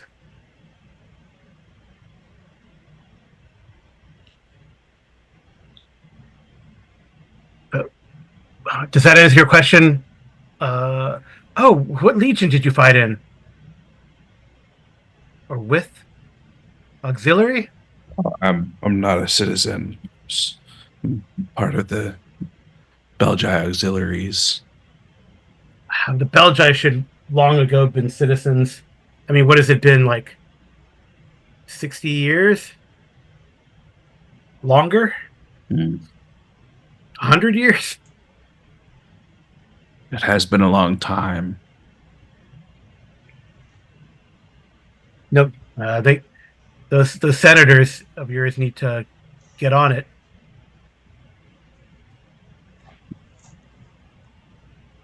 You're a fighting man. You should be a citizen. Anyway, Risa! I don't know why she's taking her so long. Did Licinius Think show she's you the okay? mirror? Say again? Oh, Do you think she's okay?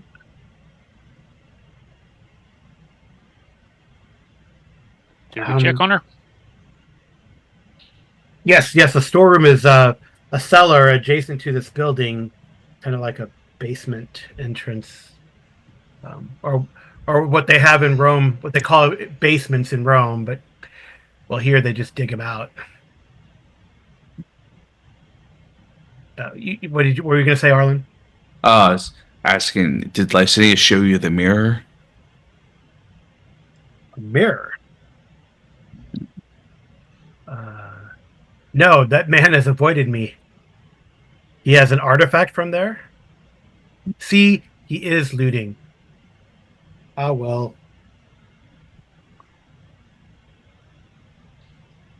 Yeah. He has not showed me the mirror, to answer your question. Hmm.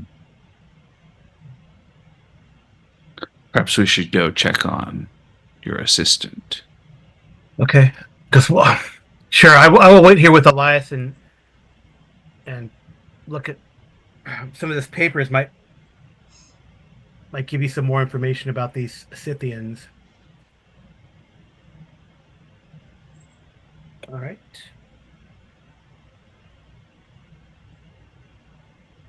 Okay. So he kind of gives you directions. So you guys kind of, you know, Yep. go outside and around. And you find like a cellar door that's kind of open. There's a staircase that goes down. It's dimly lit.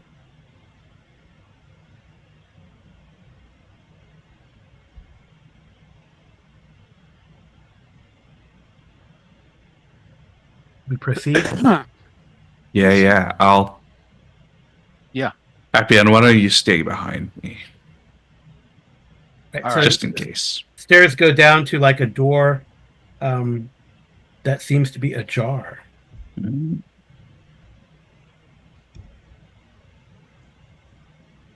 It's definitely dark. There's some flickering light coming from within. Let's step inside. Let's.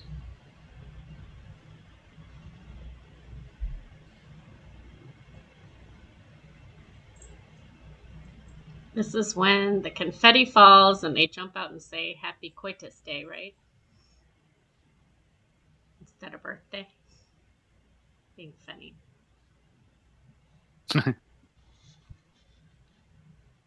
Guess not. So, Carl, would it be safe to assume that Gerfried could be heading back to where they are at the fort now? She told him she'd meet him over there. Yep. I guess if you want to switch back quickly to Gerfid or wait till I get to a good place to cliffhang, then we can switch back to Gerfid. No, I'm just saying, while this is going on, she would be heading that way, right? No, she's still dealing with this thing unless she decided not to chase it. No, I think she'd chase it. Yeah. So we'll jump back to you in a second. Sorry, guys, she's gonna chase it. All right. So you proceed. You open the ajar door. Guess so. Okay. Well, you see a body half buried under a pile of artifacts that have been pulled off various shelves in here.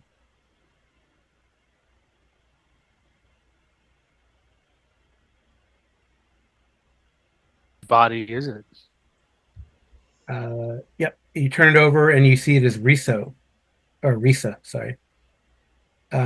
She is emaciated, almost mummified.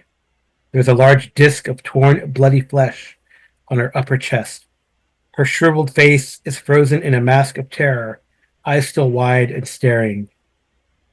I would need a will resilience check, please.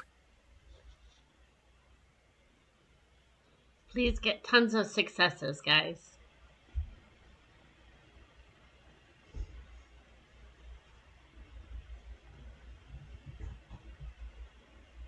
Do you guys have any truths or talents that would help with that? We know vampires exist. Yeah. Uh, Vampire death cults. Yeah, sure. That's fine. I'll right, lower so the what- difficulty to so- 1 with that. All right. Yay! Yay! So, yeah, you each get a success. You get a momentum, Corvier. So, do you want to use that for anything? Yeah, seems like this would be a good time for some more information. Oh, well, then for free, you notice. What would you notice? You notice she's not of the living type. She's unalived. At least you think so, right? Just kidding.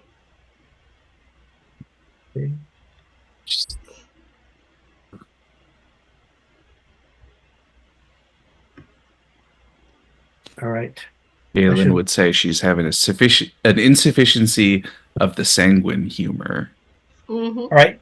You notice that there is a piece of parchment poking out from underneath her body that she has clutched behind her almost instinctively.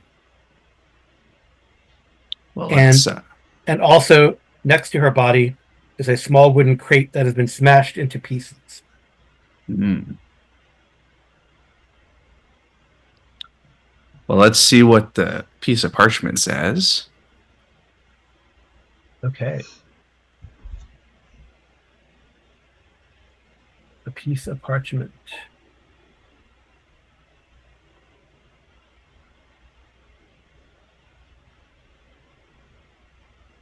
Dun dun dun. There it is.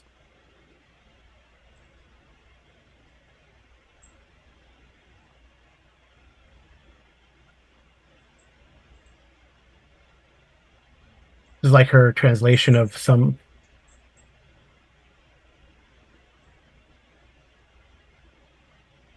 So, I don't know. I guess you guys can read it, or do you want me to try to read it? No. You can probably just give That's us tiny font. Tiny font. You can press on the little magnifying glass and it blows up. Yeah. There we go. Yep. Icarian, Greek, possibly Macedonian, who traveled to Thracia with the armies of Antigonus II under his son Alcyoneus to secure the northern border. According to the text, Icarion set out to seek his own fortune following Ausonius' assassination in 507. He was accompanied by other warriors who had served with Ausonius. They traveled to the southern highlands of the Monte Sarmatici, looking for treasure, hoping to make their fortunes before heading back to Macedonia and retiring in luxury. Hearing rumors of an ancient Scythian barrow filled with gold, the band set off into the mountains southwest of the lake, near what the locals called Mount Tatrius. Yes. There they found a barrow surrounded by a maze-like structure of underground tunnels. The walls of the tunnels were inlaid with intricate gold carvings. The men pried out a large section of the gold, exhausting themselves in the attempt That night, as they rested, an evil sickness befell Akarian's companions. In the morning light, they looked gaunt and death-like, complaining of agonizing hunger. They pursued Akarian. Meander caught up with him and started to devour him like a human leech. Akarian stabbed his former companion in the head and fled, pausing only to snatch up as much of the gold as he could carry. Akarian eventually arrived back in Thracia, hoping to eventually travel home, but he was too weakened by his ordeal. Akarian describes himself as wasted, little more than a walking corpse. I read Final Confessions of Akarian's attempt to lift the guilt that his avarice had placed upon him. He believed that his fate and that of his companions was brought about by their desecration of a holy place, and his most favorite wish was that he could undo the damage he had inflicted. He describes how he can still hear his friends' voices, crying out with inhuman hunger, and how in the dark of the night he can hear another voice, ancient and seductive, promising him eternal life if he returns to the temple. The voice told Akarian how to contact it, but it seems Akarian was too afraid to ever attempt this. A postscript written by the priest who performed the sacred ceremonies of passage states that Akarian died a day after completing his final confessions. His last words were an entreaty to whatever gods were listening to forgive him his blasphemies.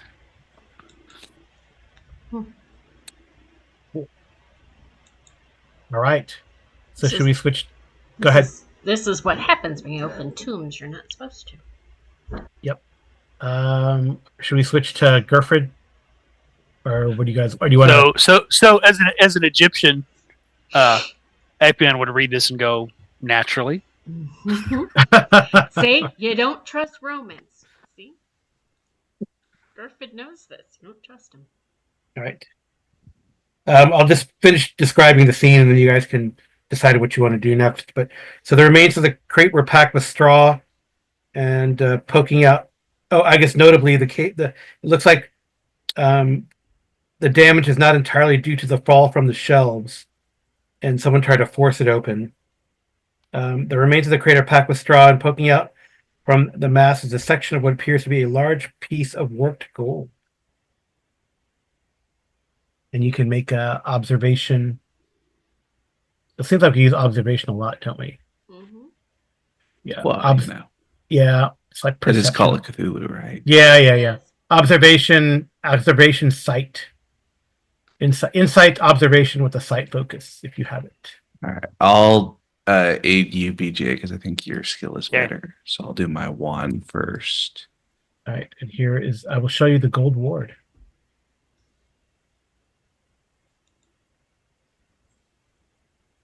All right. One success for you, BJ. Woohoo!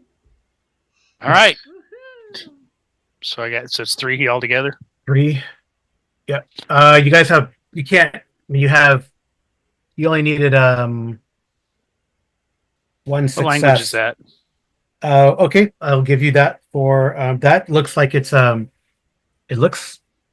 doesn't look Scythian, that's for sure. I don't think Scythians had a written language.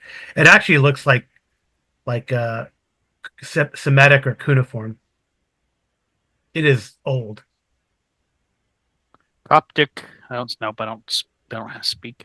Well, But you Coptic is- would recognize the cuneiform. It does look cuneiform. Okay. Actually. All right. I mean, so like, Babylonian, Mhm. Assyrian. Right. You probably heard that there's this epic that those Euphrates people wrote, maybe in the Library of Alexandria. Before, did Caesar burn it? No. Did Caesar burn it? No. Alexander did. No, he didn't. That was his library. What am I thinking about? When did it burn? Well, they're not sure exactly when, but it definitely. So there was a theory that some of the fires that were started by Caesar's legionaries, basically in the riots around all the stuff with Cleopatra, burned it down. But they definitely didn't, because plenty of people visited the library after that point. Mm-hmm. I think the most cogent theory is that it was burned down during like the 3rd or 4th century as well, probably the 4th century, because Alexandria was a hotbed of Christian religious chaos, basically, for a long time. And I think the best theory is that it burned down in amidst all of that. When was that? In Napoleon's? No. No, in the 4th century, the 300s. Okay. So it's still around. All right. So the success did see you see that a freshly burned remains of skin on the gold are you see like skin burned on the gold, right? Mm, Like someone grabbed it and then it burned them. mm, Although that gold is cold to the touch as well, mm. and it doesn't burn you. Very strange. At that point, and then we'll switch scenes to Gerfrid. You hear a shout of alarm from the Medicus's in the direction of the Medicus's apothecary. Mm-hmm. Well, let's yeah. Okay. All I'll right. have the scholar. I'll have Appian hold the parchment. I'll take the treasure with us so it doesn't disappear, Okay. Okay. and we can run back. Oh, I guess you should. You can. So that was only one. I'll give you another observation clue for Okay. for that one extra momentum. And you see, there is whoever must have killed poor Risa must have stepped in her blood and has left an intermittent trail, and it goes in the direction that you heard the shouts. Okay, Gerfrid, chase. Yes. So this would be agility athletics, right? I think so. Okay, all right. But her focus is on climbing, not exactly running. So it seems like running would have been more appropriate. But she doesn't have. Well, that. but you still have agility athletics. Okay, so I'm going to roll my 2d20 in secrets that you got to beat.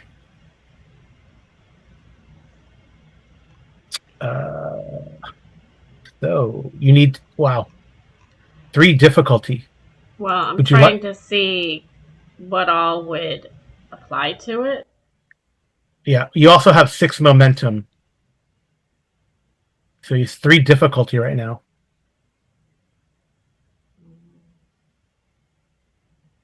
Trying to I rolled. see I rolled pretty well. if my eye for weakness would work. Not until you catch them. But my eyesight, sharp as an eagle, is just perception, but it increases the effective range of my weapon by 1. Yeah, So- you gotta chase them first, unless you want to stop and shoot. Yeah. Well, I mean, I'm already stopped, so I was wondering if I could try to shoot it first. Okay. You're gonna draw your bow and take a shot. Does that make sense to do that or not? I don't know. It's what you want to do. Well, I mean, I have a focus in archery, and I have the other. Yeah. So you would. Okay. So is that So you'd load coordination fighting, or is that what is that? Yeah, it's coordination fighting. Okay. And yeah, I'll give you since she's quite like serpentine dodging and stuff. So I'll lower the difficulty to 2. Normally it would have been 3, but I'll lower the difficulty to 2. Okay. And there's no range penalty. So Okay. So, but I don't get any extra dice, right? Or do I? Unless I. you can't take. There's a pool of 6 momentum. Okay, I'm gonna take 1 momentum to increase that, and then it is coordination and fighting. Yeah, I remember you guys have 2 fortune points as well, but I don't know if you need them now, but those only recover And you after said, the adventure. Yeah, so what difficulty do you want me to put in? 2. 2. Yay! 2 successes. Oh, you hit. All right, so now you can roll damage. All right. So I just hit the damage button at the top, or I think so. Yeah. is that correct, Arlen? Um, to roll damage for a specific weapon or just in general? A specific weapon, or do I hit? Because I would have used my bow, ranged archery. So Oh, is So do there a if you roll, so under the weapons listing, there's one die next to its name, and that'll roll for everything. There's also one die right next to stress, and that'll just roll the weapon's damage. okay? Because I was already successful hitting. So yeah? Yeah. Just and do I add anything for that? no, because you hit it exactly. So I don't know. You did not. I'm just asking because it already has dice in there. Yeah. There we go. Stress So, is good, right? Yeah, stress is your damage basically. so you did 3 damage, piercing 1, but you have that talent, right? Yes. The eye for weakness. Eye for weakness. Is it an action or is it automatic? Mm, You have to study the thing. I think you have to study the thing. Okay. So that's piercing 1 does fine. Piercing 1, gets through any armor it has. But you could also, so there are a number of momentum spends that you could do. She doesn't have any extra momentum though. No, but you could just spend from the pool. Oh, okay. Can you? You Yeah. can do that? I didn't know you could do it. well, Yeah, you can basically almost always spend from the pool as if it's just a part of your thing. Okay.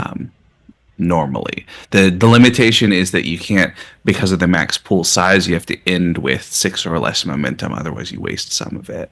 Yeah. But one of the things you can spend on, actually, let me double check so that we get it right, because I know that often that's the case, but there are certain spends where that's not the case. Mm-hmm. So let me double check momentum spends in combat. Because normally one of the things you can spend for momentum is to just re-roll however many dice you want to. And you had 3 dice that didn't score at all, basically. The 4, 3, 4. That's the first 3 out of your 5. So you could re-roll those. If you if I and spend maybe a it's not. momentum, I Let thought me you could double only. check. Yeah.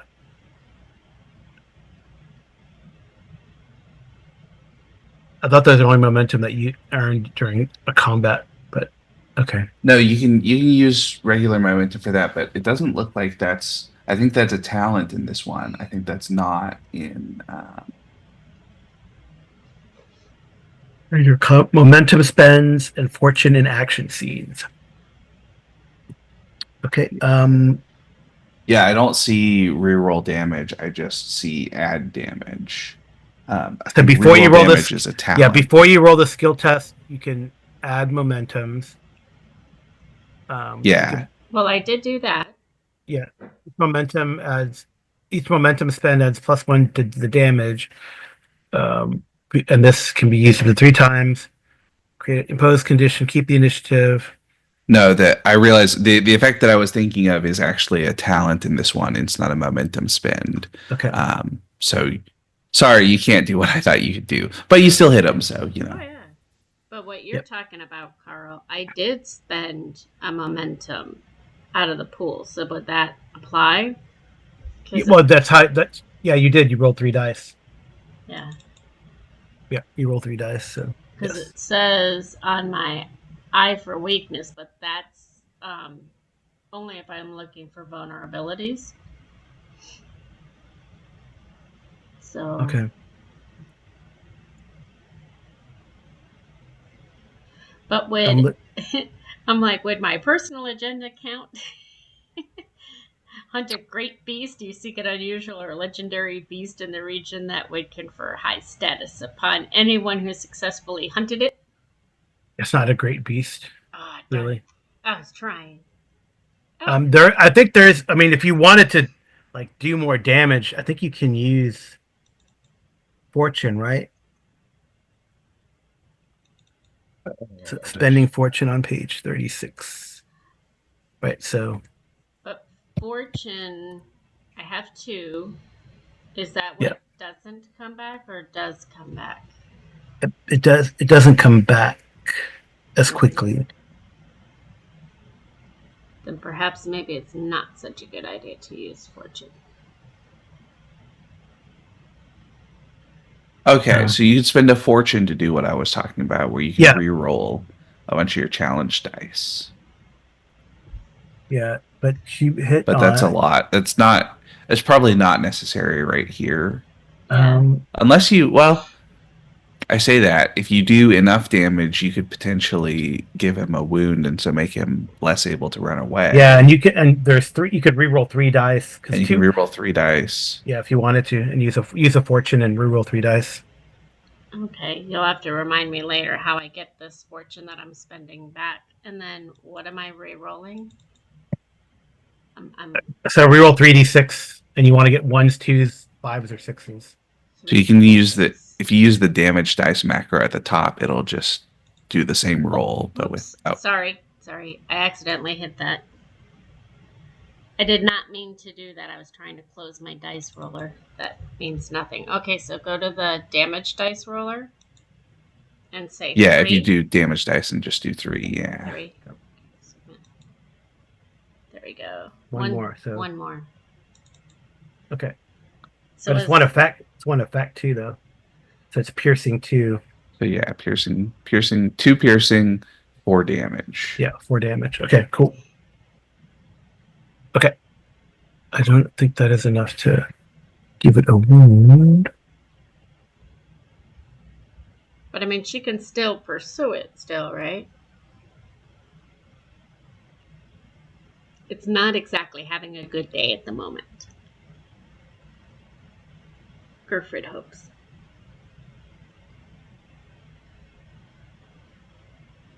Right. All right. Okay. I don't know. You tell me.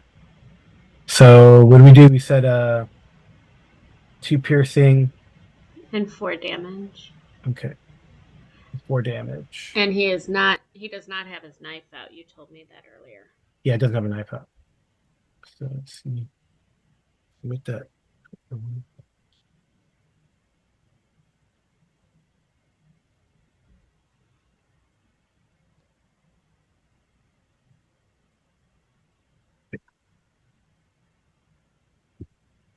Right. I should have dipped my arrow in asp spit. Oh no, you're right. Yeah, 4 damage. That's good. Cool. All right. Oh, but I didn't. Man, I hate it when I do that. I'm trying to give you like the little bar. Fine. All right. Cool. You see the red bar? No numbers, I hope. Mm-hmm. Okay. Let's see. What's it gonna do? So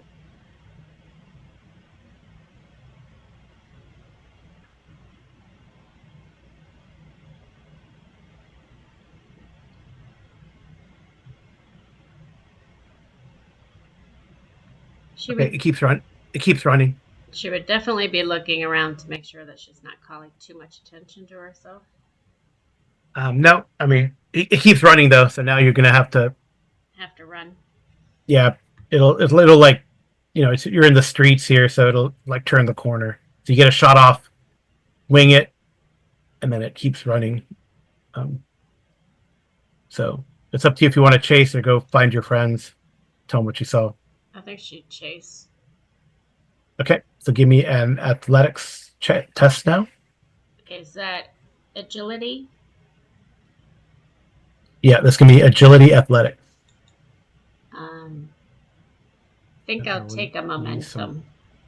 Do you guys mind if I take a momentum to chase him? No, you should use it. Okay.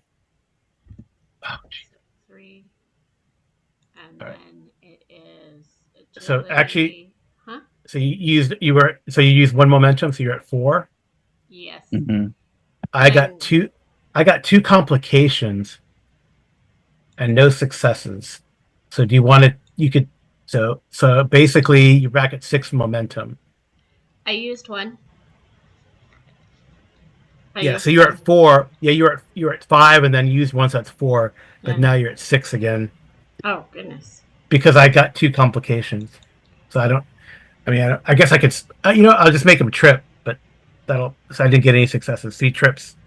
But what's my difficulty that I'm rolling against? Zero. Actually, 0. 0? Yeah. But I got no successes and two complications.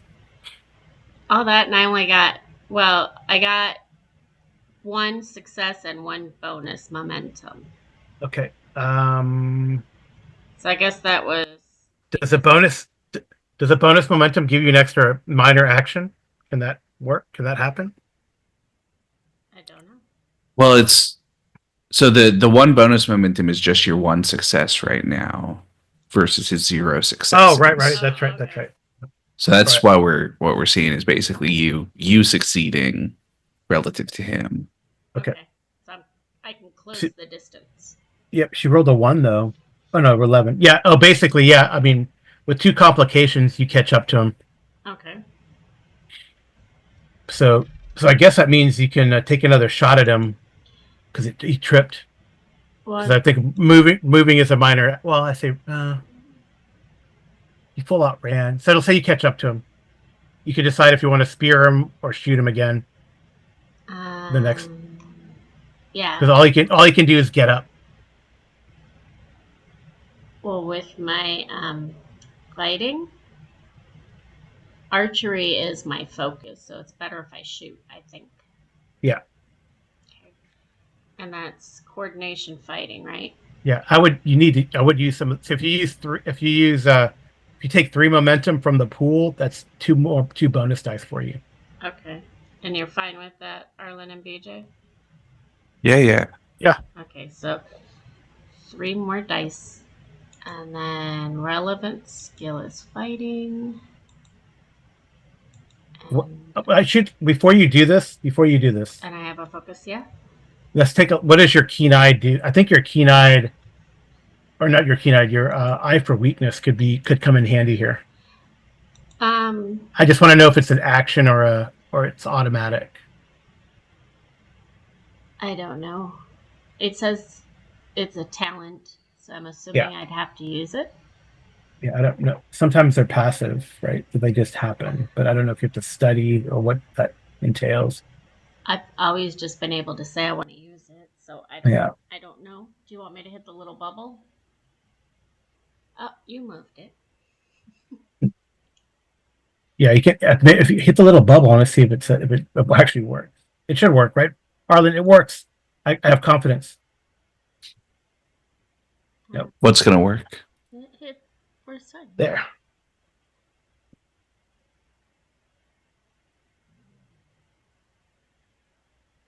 So All you have to do is spend momentum to obtain Right. information. right. Yeah. It's like a D&D Rangers marked target type thing. So does that mean Okay. I'd have to use 4 momentum to still get the extra bonus stuff, Carl? No, I think it would be. Well, I guess you could spend. Yeah, so you use one more to activate Eye for Weakness, basically, on top of your roll. So, but actually 2 more, right, or 3 more. What do you mean? Well, so the first momentum would be for eye for weakness, and so the next momentum would cost 2. The next. Oh no, you're right. It's only extra die rolls that cost extra. So one more Yeah. momentum. Yeah, Okay. one more Yeah, so momentum. 4 total momentum, essentially, instead of 3 total, but for the advantage of an extra +1 stress. Right, but I'm taking 4 momentum, but I'm only using the extra. Yeah, you're taking 4 momentum and getting 2 extra dice 2 on your extra dice. roll, Yes. So as you're rolling well 4 as your dice. Eye for Weakness effect. Yeah, Okay, so how many dice do I put in here, Carl? 4? 4. Because that's the 2 original and the extra 2. Yeah. And effects are important because you basically when you shot at it, you see its skin is like tough and hard. And You I know, do have a focus. And what difficulty do I put? I think the difficulty is you're probably like point blank because he tripped and fell, so probably difficulty 1. One? Normally it's two, normally it's 2, but Okay. he's Now, with the eye for weakness, I don't add anything else to this, right? That all comes after. Yeah, don't add anything else. We'll do. So you'll Okay. do what is 1 it? more damage. One extra. Is it +1? Carl, let me check if it's +1. I got Yeah, 1 extra die, I think. I got 4 successes, by the way. Hmm. So then, well, I have it up here. What the weakness does. So she's going to be doing some. If I calculate this correctly, she got 4 successes Yeah. And then and 3 So- 3 momentum. 1 to hit and then 3 momentum to spend on. You can do so. Then your damage is 5. With the eye for weakness, it makes it 6. So you can do 9. You can roll 9d6 if you wanted to. 9d6. Is that correct? So potentially, yeah. Let's talk through it. So yeah, normal damage +1 for eye for weakness, plus up to 3 extra damage dice from momentum purchases. So you can roll. Maybe it's better to roll 6d6 and then see.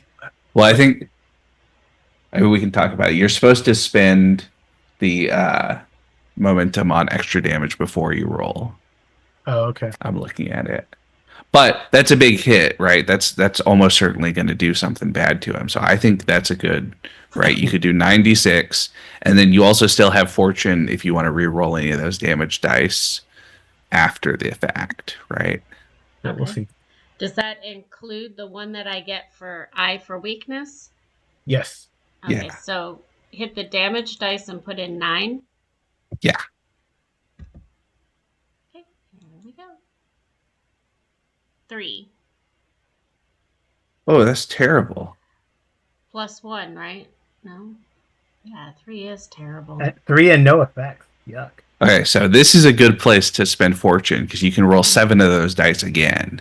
Okay, and it's okay to have no fortune now after this? Yeah. Yeah, I mean we'll get some back, and you get fortune for using your truths to create complications also. So we'll get it back pretty quickly. Okay, so damage dice 7. Yeah, 7 more dice. Okay. Please be good. Whoa, Oh, yeah. 8. There we go. So that's 8. So 11 with a piercing. 11 with Pierce 1. But Yeah. don't I get 1 additional pierce up at the top? No, Attacks you didn't get targeting any the creature gain the piercing 1 effect or deal +1 stress to your weapon already has the piercing effect. Because That's I spent momentum to obtain it from me. Yeah, you got this because you already have piercing, so it gives you stress Okay, instead of piercing because you already have piercing. that's Yeah. fine. So, That's fine. but 11 damage. 11 damage. So what does it look like, or where do you hit this thing? That's Well, first of all, he stuck his tongue out in public. That's a little unacceptable. But she also is a little interested in the fact that he kind of looks like a leech running around. So I think she would maybe go right down the mouth all the way through, kind of almost putting it on a spit. yeah. So probably like it trips as it's getting up. It looks at you and goes It sticks out his tongue. And you shoot it right in this open mouth. It falls to the ground. But at the same time, she knows she can't leave this creature in the streets because it'll cause a riot. Mm-hmm. I'm assuming it has a cloak or something on that she could tie up and maybe try to carry it with her. Yeah, you could do that. Well, let's just jump to the other guys.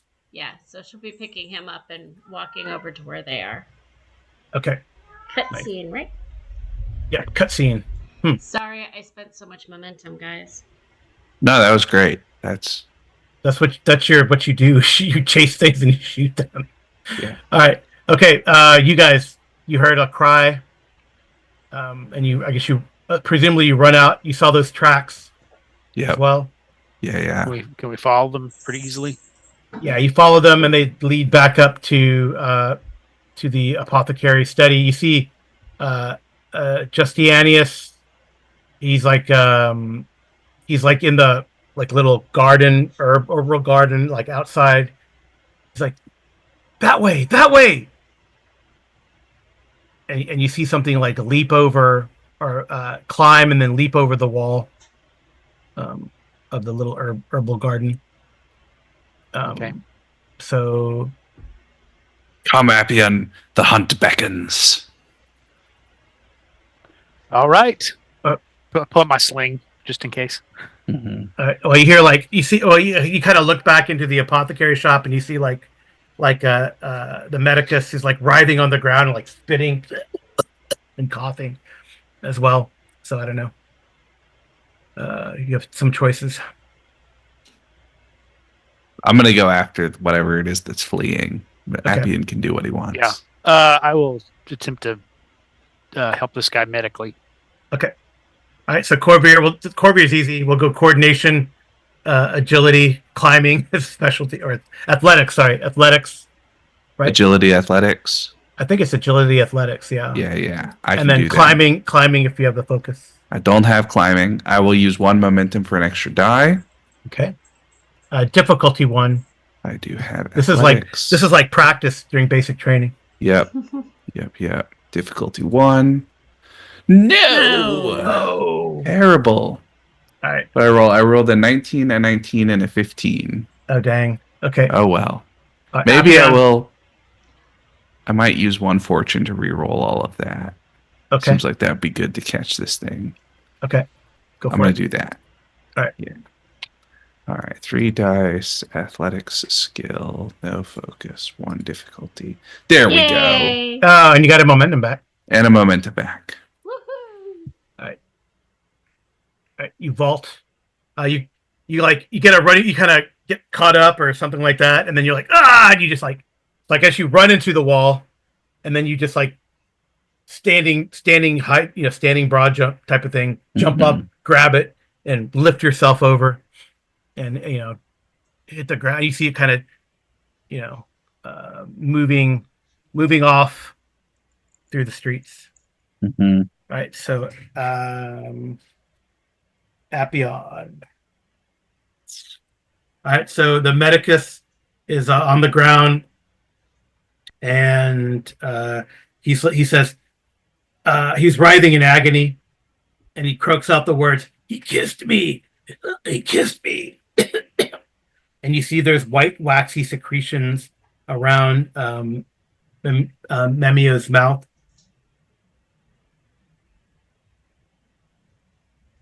Is there any kind of all right? Just try to.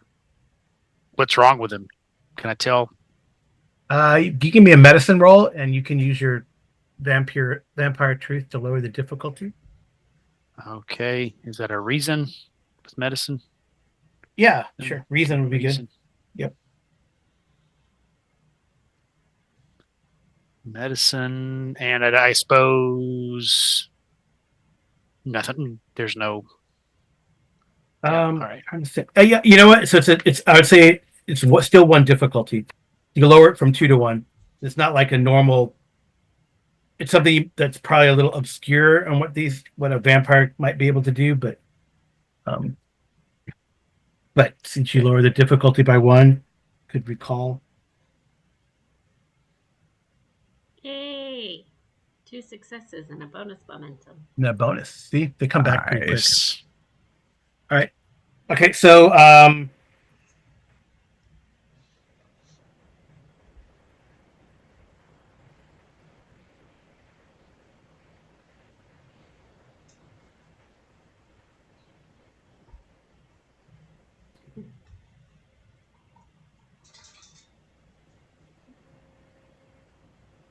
So is he able to save him? yes. You see something like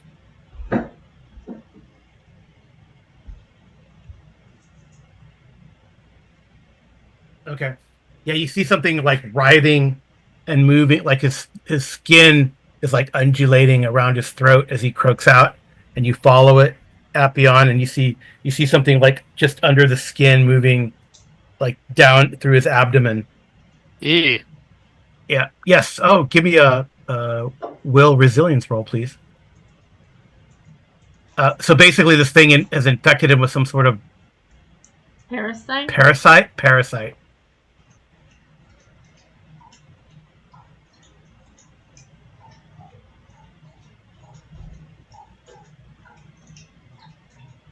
Oh, very nice. Yay! Jeez, guys. Good. And bonus momentum. Good job, BJ.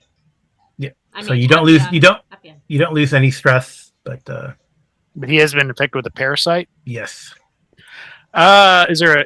Is we're in? And you've heard like sometimes vampires convert you by drinking your blood, and you die of some sort of blood loss, strange infection thing.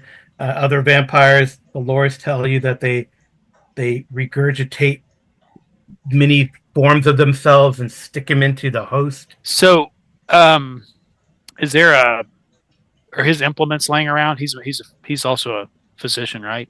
Yes.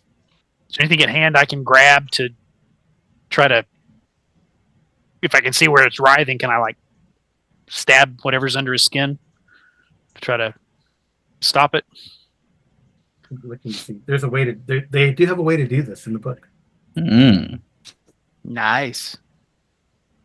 Woohoo! All right. So there's a couple things you can do. You can try to make him. You can make him vomit, like induce some vomiting with some of the stuff he might have on hand, or if not, if that doesn't work, then you're gonna have to do surgery. Actually, I'd probably have a better chance of the vomiting because of my pharma. Oh yeah, you can find something. Pharmacia. Like, you can look around his table and see. That's Yeah. awesome. Yeah, for sure. Yeah, go for it. All right. So is that going to be a insight or reason, or I mean, it could even be like coordination, right? So you're looking for stuff and finding stuff. So okay? it depends on how you approach it. How do you think Appion would approach? He's more of a thinking. He would Reason. examine everything around, and then rather than just kind of flailing around, he would be like taking everything in and not move until he was precise. And you'll have to have Justianius hold him down to do this too. Right? Okay. All right. All right. So, okay. So it's let's see, medicine. Mhm. I do have a focus. There we go. Nice. Yay! Oh, you gave me I call this concoction Ipecac. Yes, but Okay. you have a I'm gonna use that. complication. Yeah, I'm gonna use that complication, and then we're gonna jump to BJ, and then yeah. Oh, give me so what? Sorry, jump to Arlen. Arlen, give me like a D4, please. Roll me a D4. All right. So you guys are going. Oops. Unfortunately, you guys are running like this way.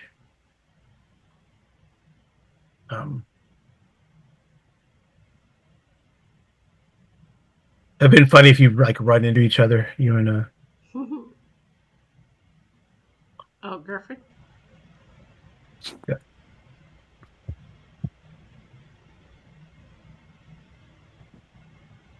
Yeah, but you're not.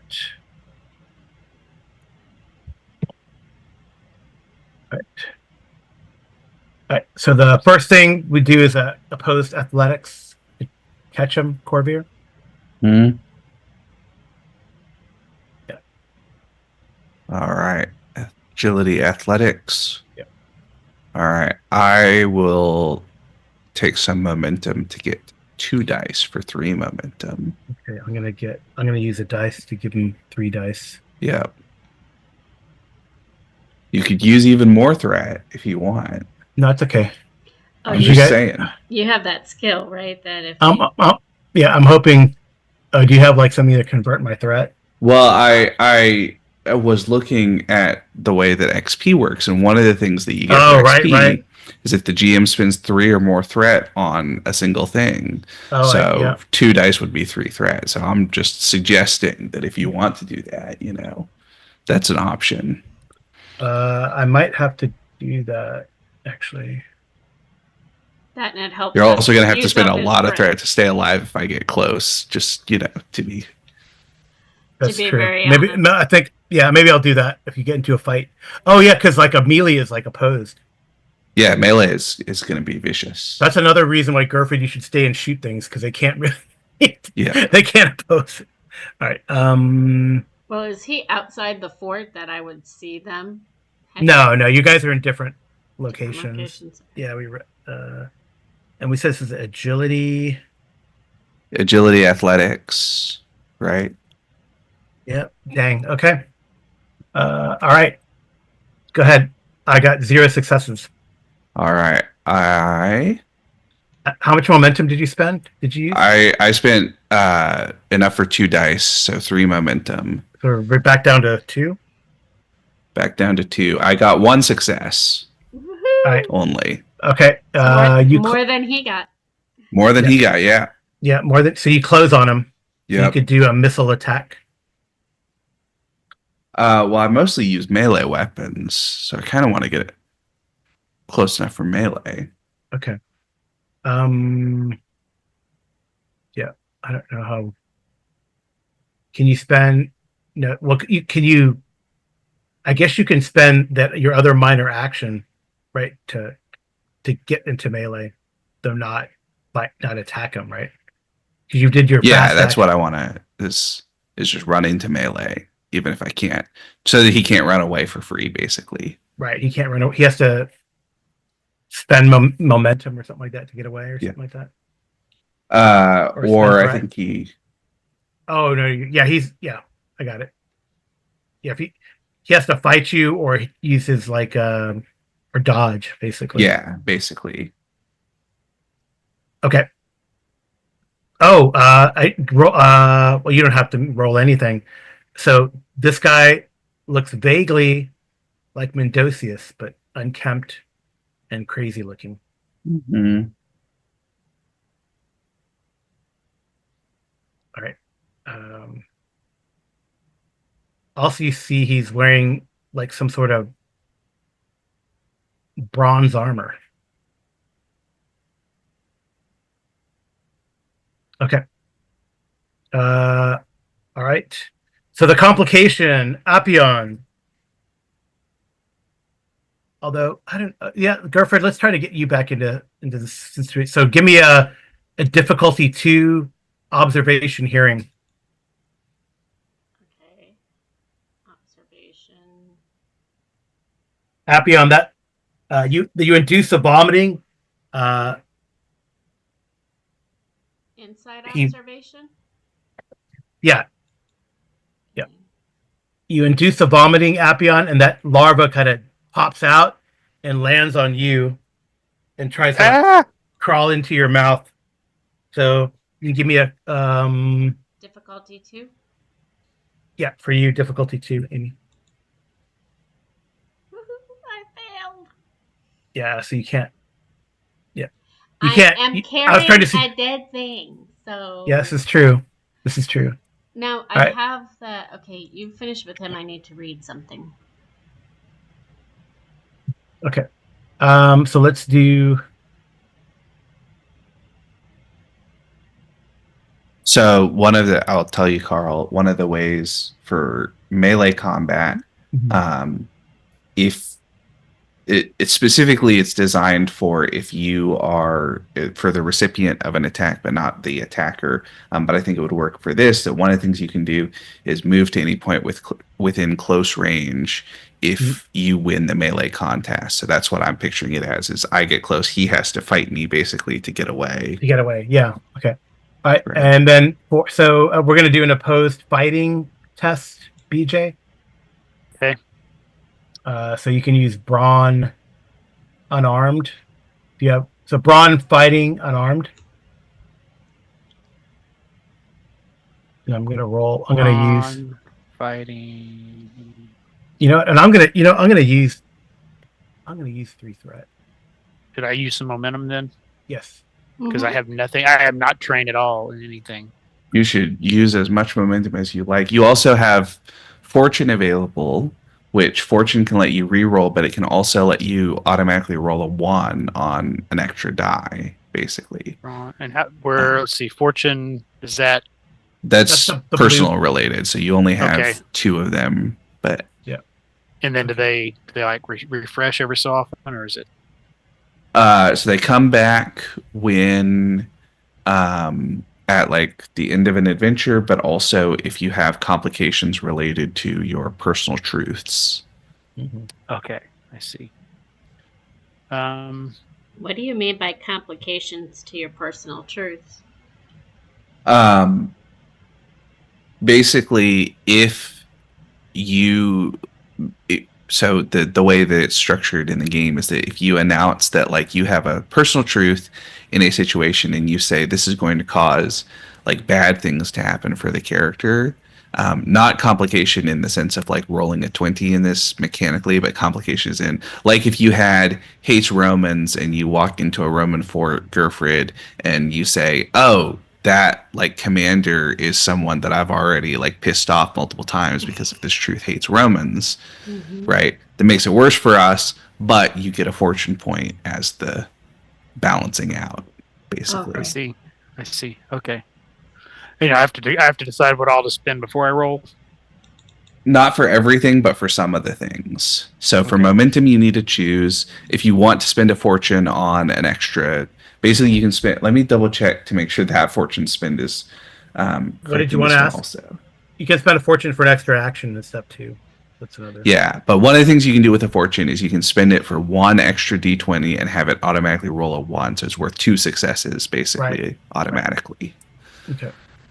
So you could do 1 fortune for that and 1 momentum for an extra die, and basically roll 3 dice for 2 plus however many you roll successes. Yeah. If you want to make your odds pretty good. All right. Whenever you're ready to roll, BJ, when you decide what you want to do. Uh, I'm rolling 5 dice, just FYI. All right. okay, and I'm rolling. So you roll a number of dice equal to your rating. No, you roll 2 dice to start with. Okay. But then I took 3 threat. Okay. So what does my brawn rating do then? It's a 6. That's your target number. Your target number. Oh, okay. I see. I see. And So I don't Carl, get is this the anything. first time you've spent a big threat spend? Yes. All right. So everybody gets 1 XP each time Carl spends a really big threat spend, basically, is why I'm checking. Okay. So 1 XP. Yeah. Yeah, I think I want to spend the momentum. The fortune, you mean? Or both. You might as well do both. Yeah. Okay, I'll You spend a might, fortune point. I would say spend 1 fortune and 1 momentum because we've got Oh, to be gosh. I got 3 successes here. Okay. So the fortune And point gives me 1 success. 2. Fortune Two. point gives you 2 Two. successes, Okay. and then you'll have 3 more dice to roll normally. Mhm. Okay. But you just got 1 momentum back. And 1 momentum back for the 20. Okay. Yeah. So I'm gonna roll brawn, but I do 3 dice instead because of the momentum. I get another die, right? Yes. 3 dice. Yeah. Mm-hmm. Okay. Now I see how this works. Yeah. I rolled this one out in the open because, Yep. Well, we would hate if you. Hey. Yay! So 4 successes. Nice. 4 total successes. Oh, Yeah. perfect.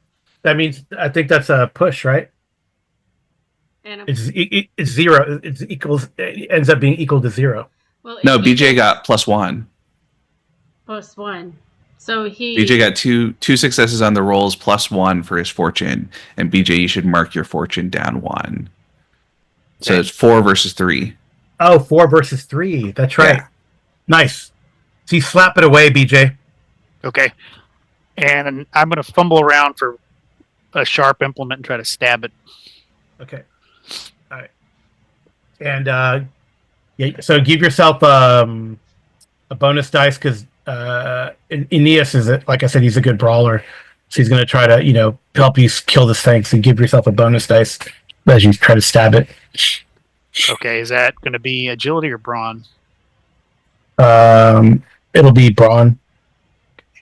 Fighting. Brawn Again? fighting, yeah. But with another bonus die. Yeah. Mm-hmm. But it's a free one. And the complication that it got, I will. Well, I'll just take the momentum away because I'll just make it so. Okay. Oh. I was making it so that it couldn't oppose you. But you gotta. You can use your other fortune point like I did and re-roll it. Oh, you got another round. I mean. Yeah. So. Yeah, as long as you're staying alive, you might. Yeah, I took away that. I made the complication so that it couldn't it was like all you slapped it so hard that it's all discombobulated and it can't try to fight back. Like Savage World Shaken. Yeah. Put him in a bowl. What the? Just Dennis is like, what the hell is that? What the hell is that? All right. Gerfred. All right. So by now you probably drag the body back to the fort. Yeah. So I don't know. Well, she knew that they were going to see Medicus, so she would go to wherever he was, ask for directions. Say that she has... What do you do with the body? I'm assuming she's got it over her shoulder, and she says she has an injured person she's taken to the doctor. Okay, that's probably persuasion of some sort. And Corvair will get to you fighting now. Persuasion. But what persuasion? Gravitas, right? It's like gravitas. Yeah. Gravitas persuasion. Oh, And you can sure. you could use a number of foci if you have any. That would. What do you mean? Like if you want to intimidate these guys, so that could lead to a complication because you don't like Romans. I hate Romans. Charm. What I was, I had an idea, but I don't know if it would work. But yeah, she doesn't like Romans at all. But she's also part of the Germanic tribe. Mm-hmm. So could she say that this Roman soldier that I'm bringing to see the medic, he lost his honor and basically playing it up, and he has fallen yet again to the Germans, except this time I didn't even have to touch him. Yeah, just persuasion. Okay. I guess it's if you have deception as a focus, that would apply. No, I have no focuses on persuasion. I have a big fat 0 there. But you have some persuasion, I thought. No. Okay. I have a big fat 0. But you said to try and intimidate him. Well, intimidate's all under persuasion also. Yeah, I don't have any intimidation. So I'd have to take from the pool, but I don't want to do that. Or do you think I should? Because Arlen's about to fight, so I don't want to take momentum he needs. We only have 2. No, you're welcome. Why don't you use the first one is the cheapest, right? So it's good to right. It's the easiest choice is just add 1, and that's really easy. Okay, I'll do that. But persuasion, no. Focus applies. What's the difficulty, Carl? Just 1. Please, lots of successes. Yay! I got You got a success. 1. That's all you needed. Yeah. That's all you needed. Okay. All right. So I took 1 dice from the threat. Why? Because I'm rolling 3 dice instead of 2 for this guy to try to dodge and get away. Versus me? Yeah. Yeah. All right. I'm going to use 1 momentum also. That is not... No, I did that wrong. Sorry about that. Oh, I think that's no successes. Yeah, that's no successes. Yes, no successes. Well, then, let me show you what's about it. All right. 3 dice because I'm using 1 momentum. Difficulty 1. All right. 2 successes. Mm-hmm. Not perfect, but that's okay. That's okay. But you got All right, and then here we're gonna do and one momentum back, so that brings us back up to 1, and then that's my bow damage. Here's my sword damage. 5 pierce 1. That's pretty good. 5 pierce 1, and I didn't score on 2 of them. And I actually do have the talent that I was talking about that lets me reroll any stress dice I want on an attack. So I'm going to reroll the 2 dice that didn't hit. Okay. And that pierce 2. That's good. So 6 damage, pierce 2. 6 pierce 2. Okay. All right. I think he's having a bad day. Yep. And then let me double check. Because that was on his turn, right? So I'm going to double check how this works, but I can't do this thing right now. Yeah, because you caught up to him on your turn, right? Yeah. So, okay. But on my turn, I have a special thing that flashing steel lets me make another attack, but I don't know if it has to be a different character. Oh, it does have to be a different character. Oh wow, okay. That's sad. All right, so Gerfried, you're in. So you're going to. Yeah, so they give you directions. Okay. And I'm assuming that it's not far, and she can lay the body down on the table and say, Well, we'll get there. Yeah. Appion, and Justinius trying to kill this little creature. Mm-hmm. All right. The creature is gonna go after you guys, of course. And I gotta roll less than, right? Less than is the mouth. Yeah. Great. Yeah. Mouth towards the big one. Okay. Yeah. That's that. Okay. 1 success. You get a bonus dice from just Yanis, and you guys are like stabbing or trying to smash it with something. Appion. I'm assuming I've still got like whatever sharp thing I picked up. Yeah. Or, yeah, okay. No problem. I'll fight with that again. Okay. And you get a bonus dice from Justinius. Try to smash it. Squish. Okay. All right. It's like a free bonus dice. Because I want you guys to be the heroes. I don't want them to like just grab it and squish it. Mm-hmm. It's more exciting this way anyway. Nice. There we go. But it's a tie, right? Mm-hmm. Yep. Would you like to use fortune to reroll those other 2? Or did you use a fortune already? Use 1 fortune. I used 1. I don't want to burn through it all just yet. Okay. All right. So I'm just trying to help out so that Corvair can destroy this thing. He's a big, strong. All right. His descendants someday are going to be soccer hooligans. So he's Belgian, not British. I'm sorry. All right. Well, Dutch, right? Belgian Dutch. I'm sure are there Belgian soccer hooligans? I don't know. Probably. Well, if he's Belgian Dutch, they're like the tallest people on earth. So yeah, they're like, I think soccer hooligans are basically like the only thing that every European country shares anymore. Okay. All right, Corby, I think you're up. All right.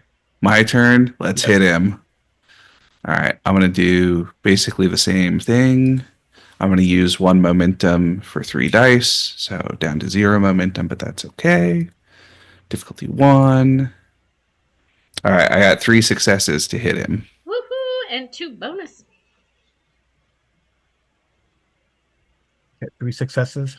Yeah. And 2 bonus momentum, Carl. Well, the bonus momentum is going to be based off how well he does. Yeah, I'm going to use 1 threat. Mm-hmm. And see what happens. 3 successes. Oh no. Okay. You have 2 momentum. Oh wait. Okay. No, that's a wash. That's both of us. Yep. Trying to hit each other but not succeeding. That's okay. Slapping hands at each other. Well, now I think now he's going to try to bite. He tried to bite you. Yep. Okay. And it is Mendocius, Although definitely. So the one that I have unalived, was that the other one? That's another one, yeah.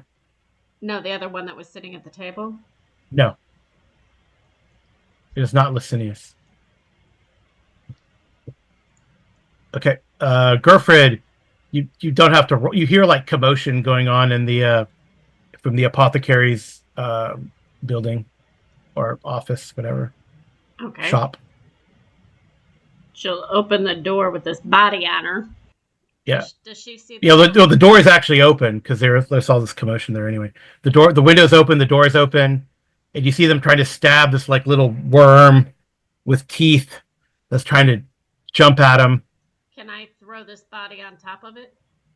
Yeah, you can do. Yeah, Okay. Can I just walk over and do it, or do I need to roll?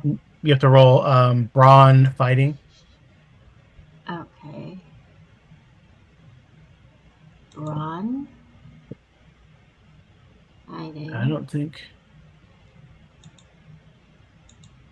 And give yourself a free bonus dice because like everyone's trying to stab it and attack it too. Oh, I have to go back then. So, brawn, three dice.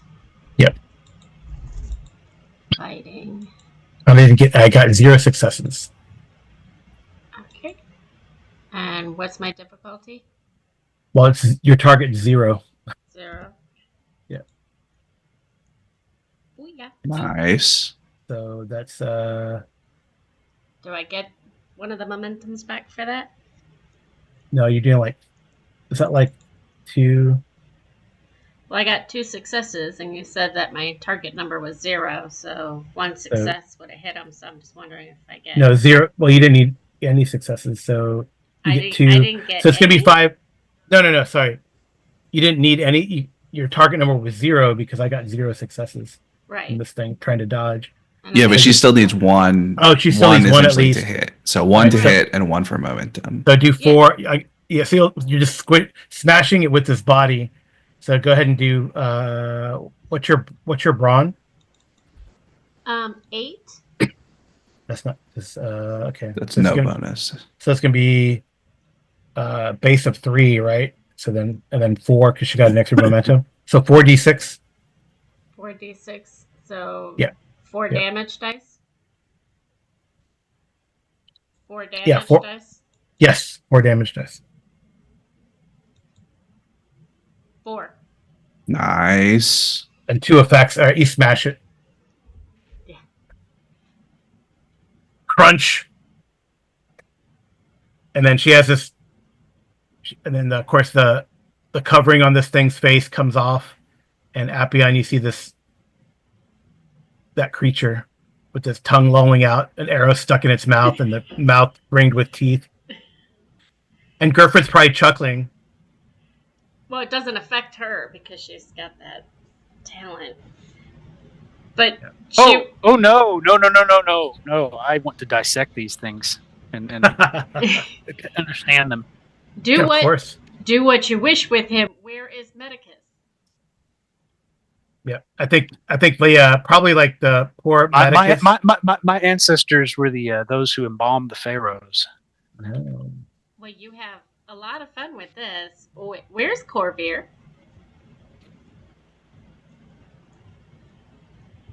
Yep. She go looking for him. Okay. And she'd have her arrow out Yeah, on we the have to- bow, ready to. So Justianius points towards the wall, and you see like a bloody trail of footprints, and then the scuff marks of Corvair's armor against the wall as he jumped and climbed. Mm-hmm. All right. Well, Corvair. So you can next round, Amy, you can have Gerfred try to jump the wall, Okay. and then Corvair. All right. So this thing's going to attack you, Corvair. Yep. So he should have +1 difficulty to his because my gladius is reach 2, and so if he's attacking with a knife or with his mouth tongue that's knife sized, I assume. Okay. Yeah. Yeah. So he's got +1 only when he attacks me. When I attack him, he gets to defend freely. Okay. But for this one, he's essentially difficulty 2 instead of difficulty 1. Okay. All right. So I need to use that last threat. Okay. Yep. All right. And I will use 1 momentum as well for my defense. Oh, come Oh, look at that. on. All right. And you guys get the momentum back. Yeah. Whoop, whoop, whoop.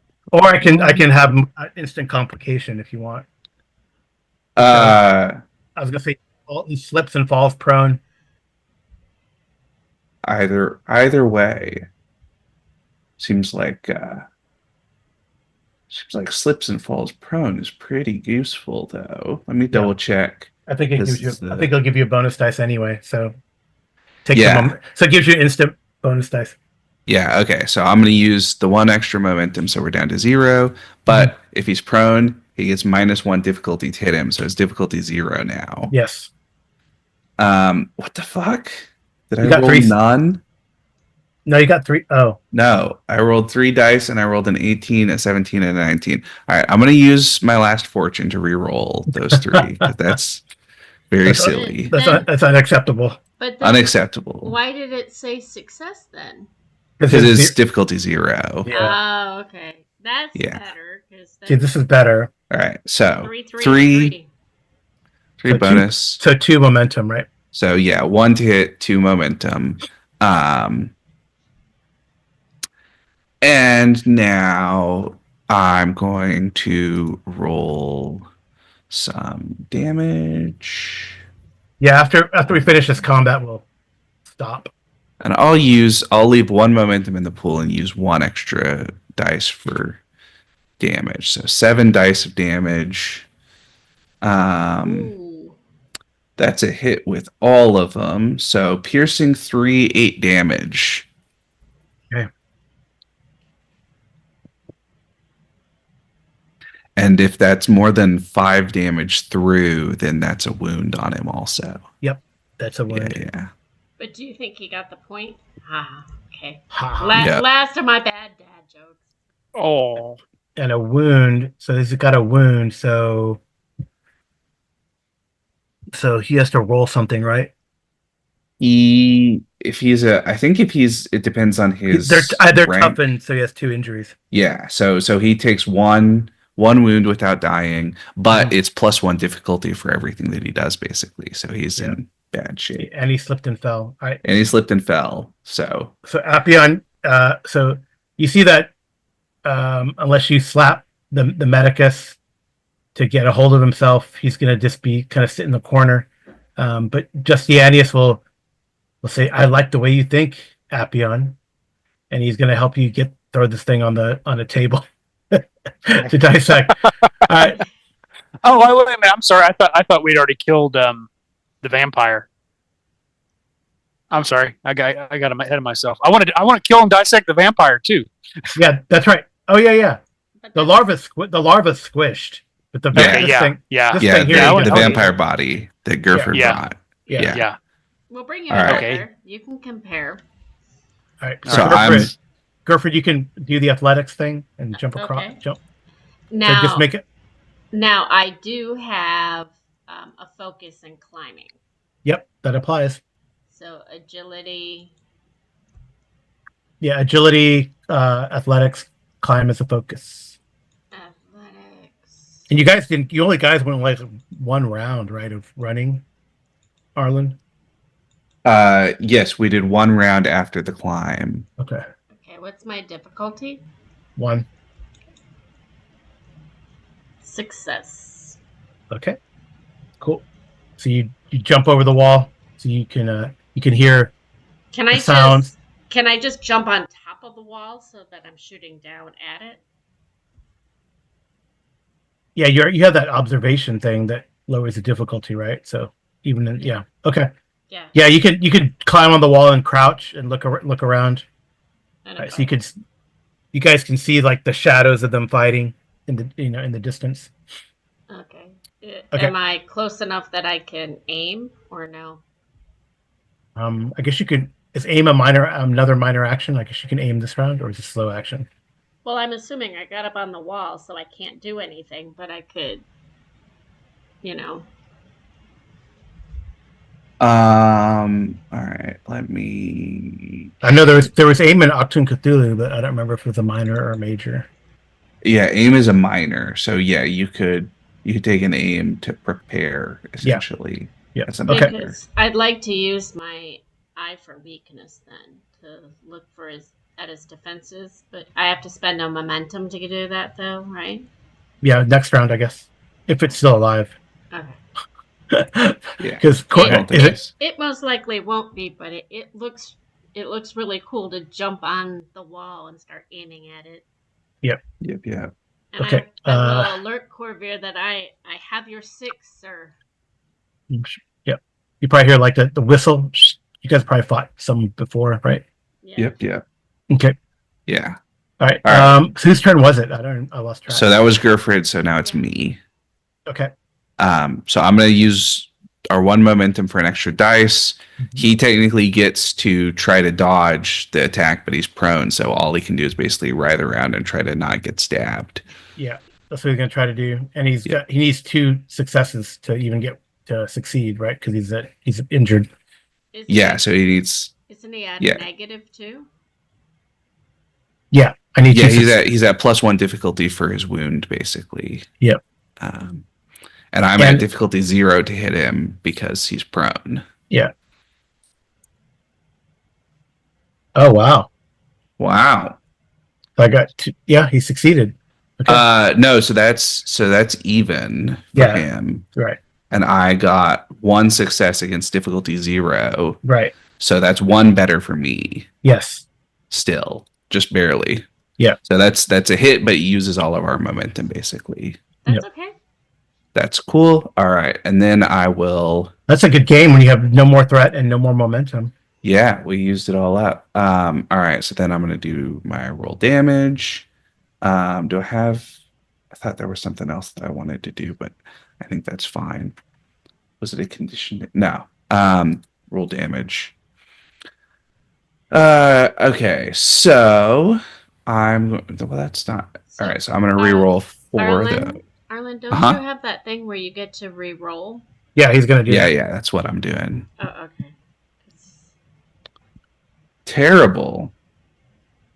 Oh, actually, that's what I was going to do. Since you can do a minor action as an aim, I could do that before I attack to re-roll one of my d20s. So I actually will, if we can do that retroactively. Sure, that's fine. That was what I was planning. 0. D20. All right, 1 extra momentum there. That's 1 extra dice of damage. Yeah. 1 extra dice of damage. So far you're. So that is 4 damage, 2 piercing. 4 pierce 2. Yep. So 4 pierce 2. So that's enough. Yep. Cool. I think I'm doing the math right. He's got 3 armor. 3 armor, so he takes 3 damage through his armor. That's enough. Yep. Yeah. Awesome. He holds up his hand and goes, "Please, no." Well, he almost rides out of the way. He almost rides out of the way. Yeah. Sneaky. Yeah. Okay. Gerfrid will ask you, do you need assistance getting the body up here? Or can you just throw him up and I'll grab him? Did you do the blade pose when you killed him? I think I do the thing because he's like on the ground. I'm doing the ground finisher, knock his hands out of the way, and then right through the chest with the gladius. Nice. That note we found. Mm-hmm.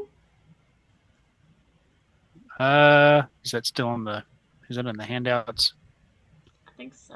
The Greek text. Yeah, the Greek text. We should. Well, sickness complaining. We're going to cut up. Stabbed a former companion in the head and fled. I thought it said something about the way they killed these creatures, but I guess not. Oh. No, I think we just go back and dissect them. Okay. Yeah, like right down the mouth is my way. Yeah. Well, I mean, yeah, he basically Corvair stabbed him in the chest, and Gerfrid shot him in the face. So Did, All right. Well, did let's quickly. Did Corvair notice that was the guy at the table? That guy was the guy at the table. Yeah. Was Now not we'll or try to was? slap the medic, the Medicio. Carl was Yeah. at the table or was not at the table? Yes. This was Mendocius. This one here. Mendocius, the buddy. Yeah. This was the buddy. Licinius's buddy. Yeah. But the one that I carried in, we don't Someone recognize him. No. Yeah. No. So we But he has felt- like similar. He has similar features. If you were guessing, you'd say he's like Macedonian or Greek, Thracian. Thracian. Could these be the soldiers? Yeah. You could make that conclusion. Yeah. These are the We should we should turn to the XP place Okay, where do we go? and try to give us XP. So Right. page 144. Do you want me we to got one. We got one because you used all that doom. or Yeah, I crap, know. mean. Yeah, it's true. So gaining experience. Goals. 4 XP for achieving your mission's main objectives. I don't think we've done that one yet. Pursuing an agenda. Certain personal agendas offer the opportunity to gain bonus XP. So that depends on for each character. Heroism. At the end of each session, players vote to determine which characters performed heroic deeds, and then they rank those deeds in order. The most heroic act earns a character 4 XP, and everybody else gains 2 XP. Invoking a truth, you gain 1 XP when you invoke a personal truth or scar to gain a fortune point and a complication. Failure, you gain 1 XP each time you fail a skill test in which you bought 1 or more bonus dice. Oh, we should have kept track of that. Which That we should have happened. kept track of, yeah. Yeah. Although I don't think we had any that we ended up failing. I think we spent fortune to do, but that's a place where you could keep the failure and get XP for that. Well, I think we got that though, didn't we? Like we failed. Yeah. Like I thought. I feel like I thought B- BJ failed once. yeah, That BJ at shows- least did in the fight. Okay. Yeah. Okay. Yeah. I'm not trying to All be mean, BJ. It was just you get that. I think. Okay. All right. All right. Failure. Threat spend 1 XP when the GM spends 3 or more threat at once. Yeah, everyone has that. And so GM's gift. GMs also award XP for good role playing and for audacious, innovative, or amusing actions or dialogue. Okay. So, Well. Okay. yeah, we can. All right. So no goals yet, but I'm gonna for the GM's gift is going to be 2 XP because you finished 2 scenes, the opening scene and then the finishing scene in Vindabona. Because now we have to decide if we're going to continue the expedition or not. Because basically, the Licinius' assistant is there dead as this weird vampire thing, but it can still happen. I mean, Justinianus Annius, and he wants to find out about this death cult, right? So, Yeah. all right. So for sure you have 3. Mhm. All right, BJ, you have an extra one. So everyone has 3 so far. BJ, you have an extra one because you failed that skill test when you bought bonus dice. Yeah. Amy, did you invoke a truth to get a complication? Not yet, right? My No. Germanic tribe to figure out that those were Aldrin, and then also I invoked my Germanic tribe and hating Romans to trick that guy into letting me in with the body. But I don't know if that's what. Yeah, it didn't really cause Well, it didn't cause a complication. I No. guess if you got, I mean, it could have been a complication when you found this extra vampire. Well, specifically the invoking a truth is when you invoke a truth to make things worse for your character to get your Yeah, so fortune probably not. point. Yeah, probably Oh not. Okay. no! Okay. I Alright. just spent fortune points. I didn't make it worse for anybody. But you could, right? We could do that next time, right? Be like your hate Romans thing is really right. That's going to come up all the time. That we Oh, could for sure. Well, invoke yeah, that. Right. yeah. But Yeah. how do we get fortune back then? Yeah, Um, I'll look at that. But we're Well, let's we're not- finish experience. Yeah, I was gonna say we're not done with the experience. So, Arlen and Okay. I 3 each, and BJ 4. So 4 so far. Yeah. Yep. Okay. Did anyone pursue a personal agenda? only hating I Romans. I did, but I think I did it on the fly just as I'm trying to learn my character, so I don't think it counts to get an XP. What did you do? I'm trying to investigate the history of Volusia Hmm. in my ancestry. I thought that was good. You But- asked about the Volusia stuff. Yeah. So yeah, sure. That's But fine. what do you mean by that, Carl? Because I mean, I played my character that she's like they're doing something bad, so she was in a stealth after them. But Well, I that's think, not really doesn't apply, right? what's your personal agenda? I have no idea. Isn't that the hunting thing? Finding the big beast, I think. But you said he's not a big beast. I brought it up, but you said it didn't apply. My personal I mean, agenda: you went. hunt a great beast. You seek an unusual or legendary beast in the region that would confer high status when anyone who successfully hunted. where is that on our sheet? You probably wrote it under personal truths and scars. At least that's where I did.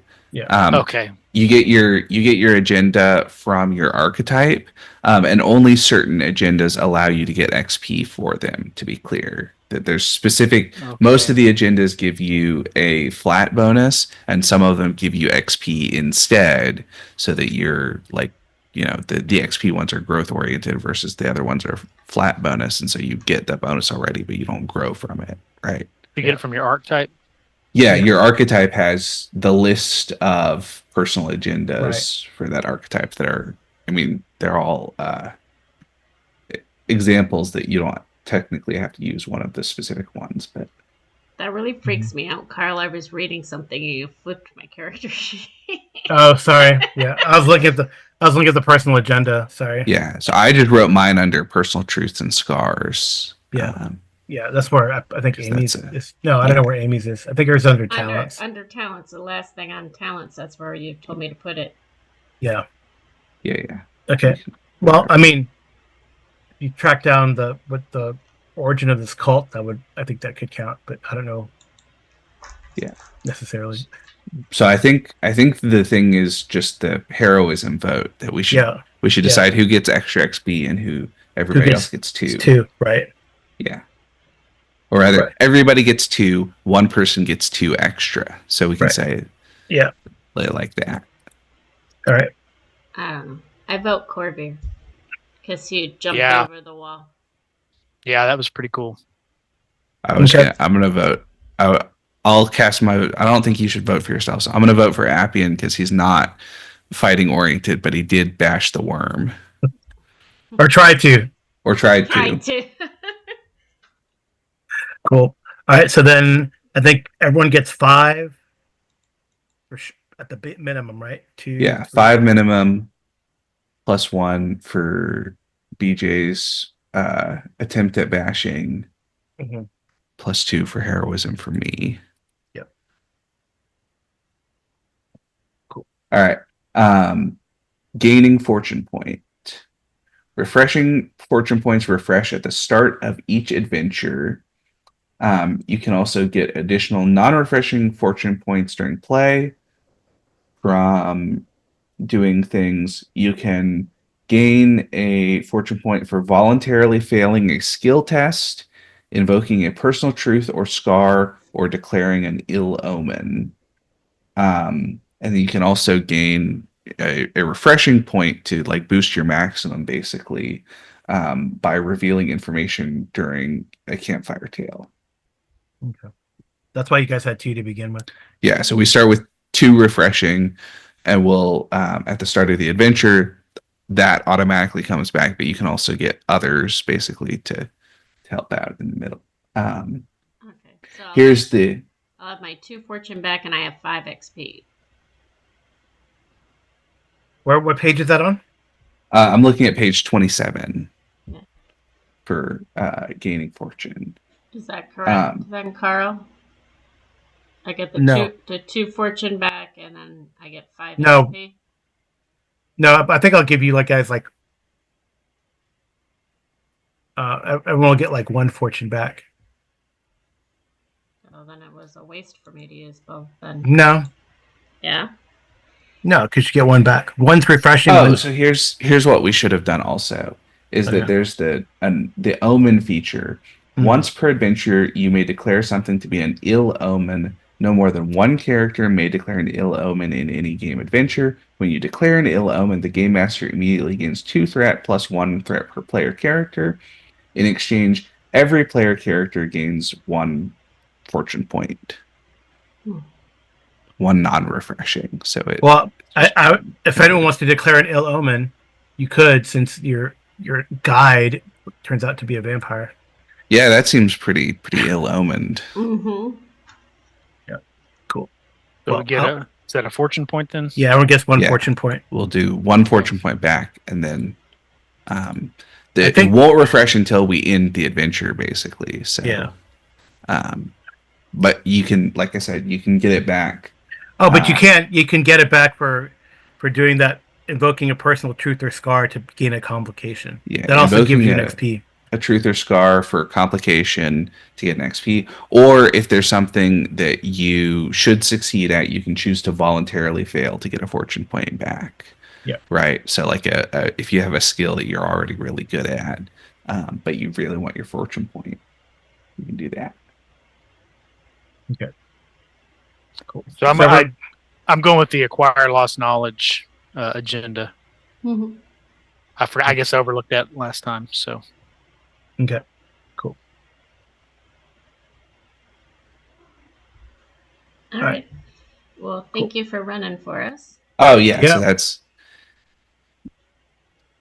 Yeah. So that's an example, right? That I must know truth is clearly to create complications to get XP, Yeah. right? Yeah. And fortune points, but that's good, right? Cool. Yeah. Cool. All right. So everyone should have at least 1 fortune. Appian, I think you only use 1 out of your 2, so you have 2 fortune. for some reason, I started with 3. I think that's part of one of my traits, though. Does that? Really? Yep. Yeah, Okay. one of the talents gives you an extra Okay. fortune point. Cool. I think it's let me. Savant, no. Written stone. So now we know. Now you can. You probably should, to get XP and to regain fortune. You got to cause some complication with your truths. That's good. That's good. Alrighty. Well, that was fun, Carl. That's Appreciate fun. the game. Yeah, I'm glad. It was kind of a slow start, but I'm glad we kind of got into it, or I got into. Yep. I got into Roman mode. So cool. All right. Well, thank you guys for playing. Thank you everyone for watching. I hope you've enjoyed it. I've had a lot of fun. Kind of.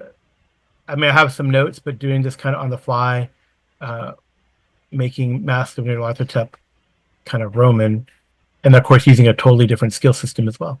So, but it's been really cool, and thank you guys for playing. And with that, I'll say good night and good rolling. Don't forget to smash the like button. And subscribe if you haven't already. Good night. All right, I'm stopped.